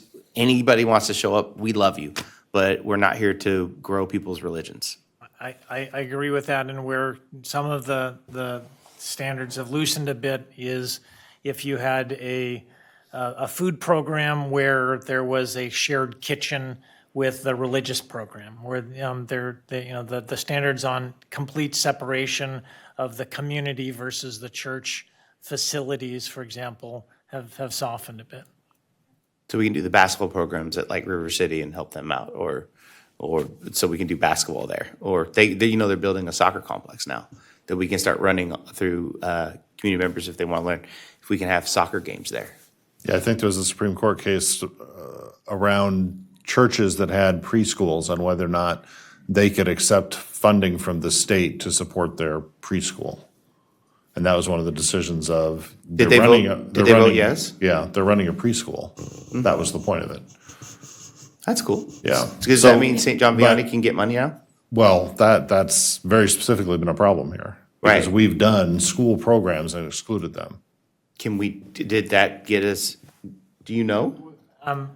I don't think we've reviewed exactly, the educational programs and re-reviewed the list yet, but we'll give detailed advice on this, and I expect it to be more cool. lenient. That would be our last. In general. There's like 6 Christian, Jewish, and Catholic groups that have daycares in our city that could then come get money to do programs with their kids. That's exciting. Or schools doing field trips, and most of those schools have a majority scholarship students, not, they're all not wealthy students. Right. It's a lot of disadvantaged kids in our community that could really help out. We could get them over. We send them over to Splash, which is the thing, and they get to go do that, or to the river. It's interesting how many of our kids actually haven't gone to the river but live in Rancho Cordova. Science Center at FER, that kind of stuff.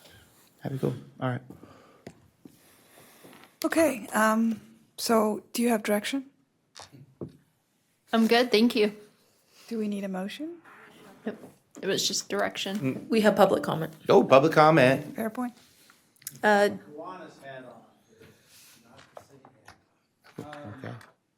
On the incubator. Not the incubator. Topic number 1, the microgrant. Incubator concept and insurance. Those are the 3 things I want to address. The microgrant, I think it's a fabulous idea. When we heard about it, the first thing we thought of is that's something Key Club can do on their own, if it's a few hundred. And that's part of the service or the Key Club experience is doing adult tasks and dealing with adult bureaucracy. So like I've got a kid who managed to get the bus for the trip to Six Flags, and now she's doing a residency in Cleveland Clinic. So, but that was like her first exposure to dealing with adult hassles. And so if you do that, we would be encouraging, because we have a lot of administrators, we do grants. You know, we have the expertise, a lot of school administrators, but we would be sending the kids to do the micro grants. And it might be kind of an administrative hassle for you guys because it's step one for them, but it's a great learning experience. Now, incubator, when this program first started out, I was told it's going to be temporary because we want you to go out and find funding elsewhere. It's like the whole thing is an incubator. And so while our educators love getting grants, the bankers in my club want to go to the private sector and take, we've developed an expertise in getting books to kids, then trying to pitch the same process to employers in Rancho, which I know the city has strived hard over the years to get businesses here to get more involved in the local community. And then insurance, we got our own insurance. Not only that, but we got all our foundation stuff. It took my wife years to go through the bureaucracy on that, but we've got that. And the final point about American pluralism, where you go at the problem at different places. So like when you talk about your athletic stuff, in all likelihood, after my term as president Cordova Kiwanis, I will be succeeded by the wife of the sophomore football coach. So, there's more than one way to skin a cat in addressing problems and coming from different directions. That was Larry Ladd. Following Larry is James Garcia and then Helen Whalen Bashaw.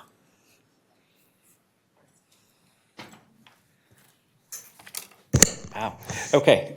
James Garcia, resident of Stone Creek.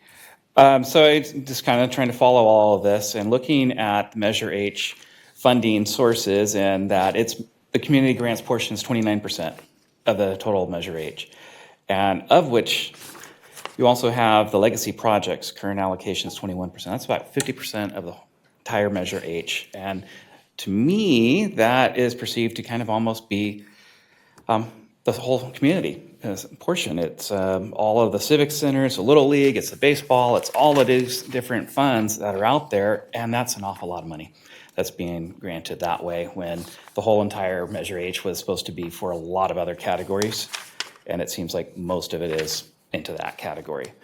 And as far as education, what are we really funding? Are we funding field trips? We're funding lockers, we're doing weight rooms, we're doing everything else. What is the area that people are being served to? Because we are not just one school district. We have multiple school districts. Are we having equal percentages in all of those school districts, such as, and Anatolia has Elk Grove unified. Lincoln Village has Sacramento City unified. But everything seems to be going towards Folsom Cordova, which now the residents that live in that area just passed Measure S and R in order to help fund those schools. So why are we going to be granting more money towards those schools again? They should be self-funded. So that's part of my stuff. Also, how many people have complained recently about the Capitol Village cultural events that have happened there, especially the fireworks and trash? We had somebody here recently. So if we're going to be having these events, we need to also have those groups responsible clean up after themselves. So that's a big thing. Want them to not only get funding from all of us taxpayers, but they're going to also have to clean up after themselves. Wouldn't it be kind of conceived as a perceived conflict of interest to have somebody who's on the board of one of these councils become the mega funding pool source? It's kind of a big deal to have that happen. I understand they're not getting paid for it, but if they're in charge of millions of dollars and granting that, and now we're going to not have that, you're going to have an idea bucket to maybe allow that pickleball group like you talked about. So, but it's kind of hard. Priorities of one group to say, sorry, you're not going to get swimsuits this year, you're not going to get this. So it's part of that. Let's see. Again, all these groups really should be funding themselves. They should be able to be self-funded, get that community support, get the businesses out there. Otherwise, they may not need to exist because if they're relying on all of our taxpayer money, that's not really a good source of our funds. So maybe they shouldn't exist anymore as a group. Sorry, I have a whole lot of other things, but that's all I can get to now. Don't like it. Next speaker is Helen Whalen Bashaw. Hello again. I do have concerns. I'm looking at the Rancho Cordova Athletic Association. I would like to know what portion or what types of activities you have for our autistic children, people with mental disabilities, because these, are we sponsoring anybody in the Special Olympics? You know, we've sent kids to the Junior Olympics game. Well, how many handicapped people? This city has a handicapped group that is not getting the visibility that they need. I don't think there's the activities for it. I do agree with James on almost everything he said. I get a little concerned when you have one organization that you give money to and they spread it out to all these other organizations. Because how do you know it's fair and equitable? And when Measure R came up, I thought it was a supplement the organizational money that they don't have, not build a crutch into the organization where every year we're going to be giving them money.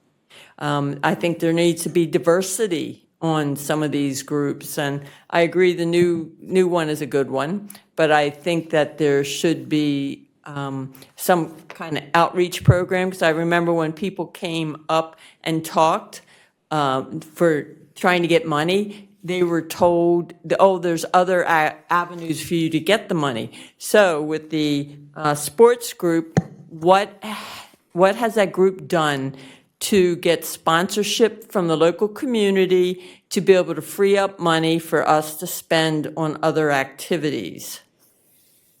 Thank you. Thank you, Helen. The last public comment that we received for this item was from Jim Garcia. He submitted a public comment via email. It's been distributed to the council, placed in a binder in the back of the council chambers, and is posted on the website. Thank you. I do remember that for the differently abled, there was one we embraced that we did fund, and also there was this lady that came up, but that was a for-profit, and we asked her to go back and come back with a proposal that's for not-profit to help her with that situation, because it was for the differently abled, but she was running a for-profit agency, and she just wanted more help in that. Those were the two that I remember at the top of my mind. Okay, with that, I think we have direction. Do we need a motion? You know, Madam Mayor, I just have to comment, and sometimes we're faced with public comments like this, and it's extremely difficult on this side of the dais to figure out what to do. Because about 85% of what you just heard is either based on misinformation or deliberate misinformation or just a not understanding the whole picture of what we're doing here. So you either have to let that go, and people who are watching this will hear that and get a lot of misinformation, or you have to talk about it. David, I agree with you. It's the reason that Randy Kay and her staff put out a report to the citizens every year about where all the money goes. I mean, that's one big fallacy that was just presented from the dais, that somehow these other organizations make all the decisions and we have no idea what they're doing. All they're doing is like organizing the papers. Here you go, city. Here's the stack of applications. That's what they're doing. Everything is completely transparent. The only thing that organizations like the Cordova Community Council, the thing that has made part of us famous as a city is the Cordova Community Council's activities and the way we're able to partner with our residents in the way that no other cities do. That advocacy right there would take us back to the Stone Ages of how you deal with your residents, where the city either dictates or ignores, one or the other, what happens with residents and community groups. We have chosen an entirely different route, which is residents, what do you want to do? How can we support you? We have empowered and funded organizations to step up and help residents pursue their own passions. So to get attacked for that is just so over the top, I can't get my head around it. I just don't understand how someone could have that perspective on what we're doing. We are, every time one of us on the city council brings up our relationship with the Cordova Community Council or the arts that have flourished here, not because the city has directed it, not because the city says, you're a winner, you're a loser in that process, but because those organizations stand up and say, hey, I want to do something, we figure out how to broker, catalyze, and facilitate that and make a great success out of it.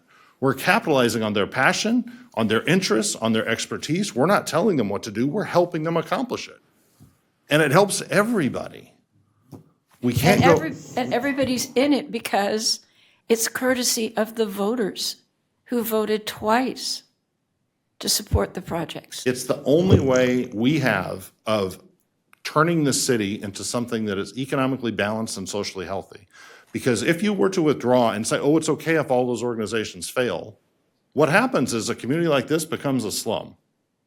That's the bottom line, to put it bluntly. We determined as a city that is not our course. And for 20 years, we've been fighting that battle.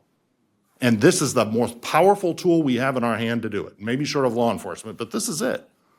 So I don't know. I think maybe we need to do more education with people or certain people, but I just can't sit quietly by and have some folks say what they just said and undermine 20 years of what we've been doing to turn this place into a success that it is, rather than the slum that it could have been, just by empowering our residents.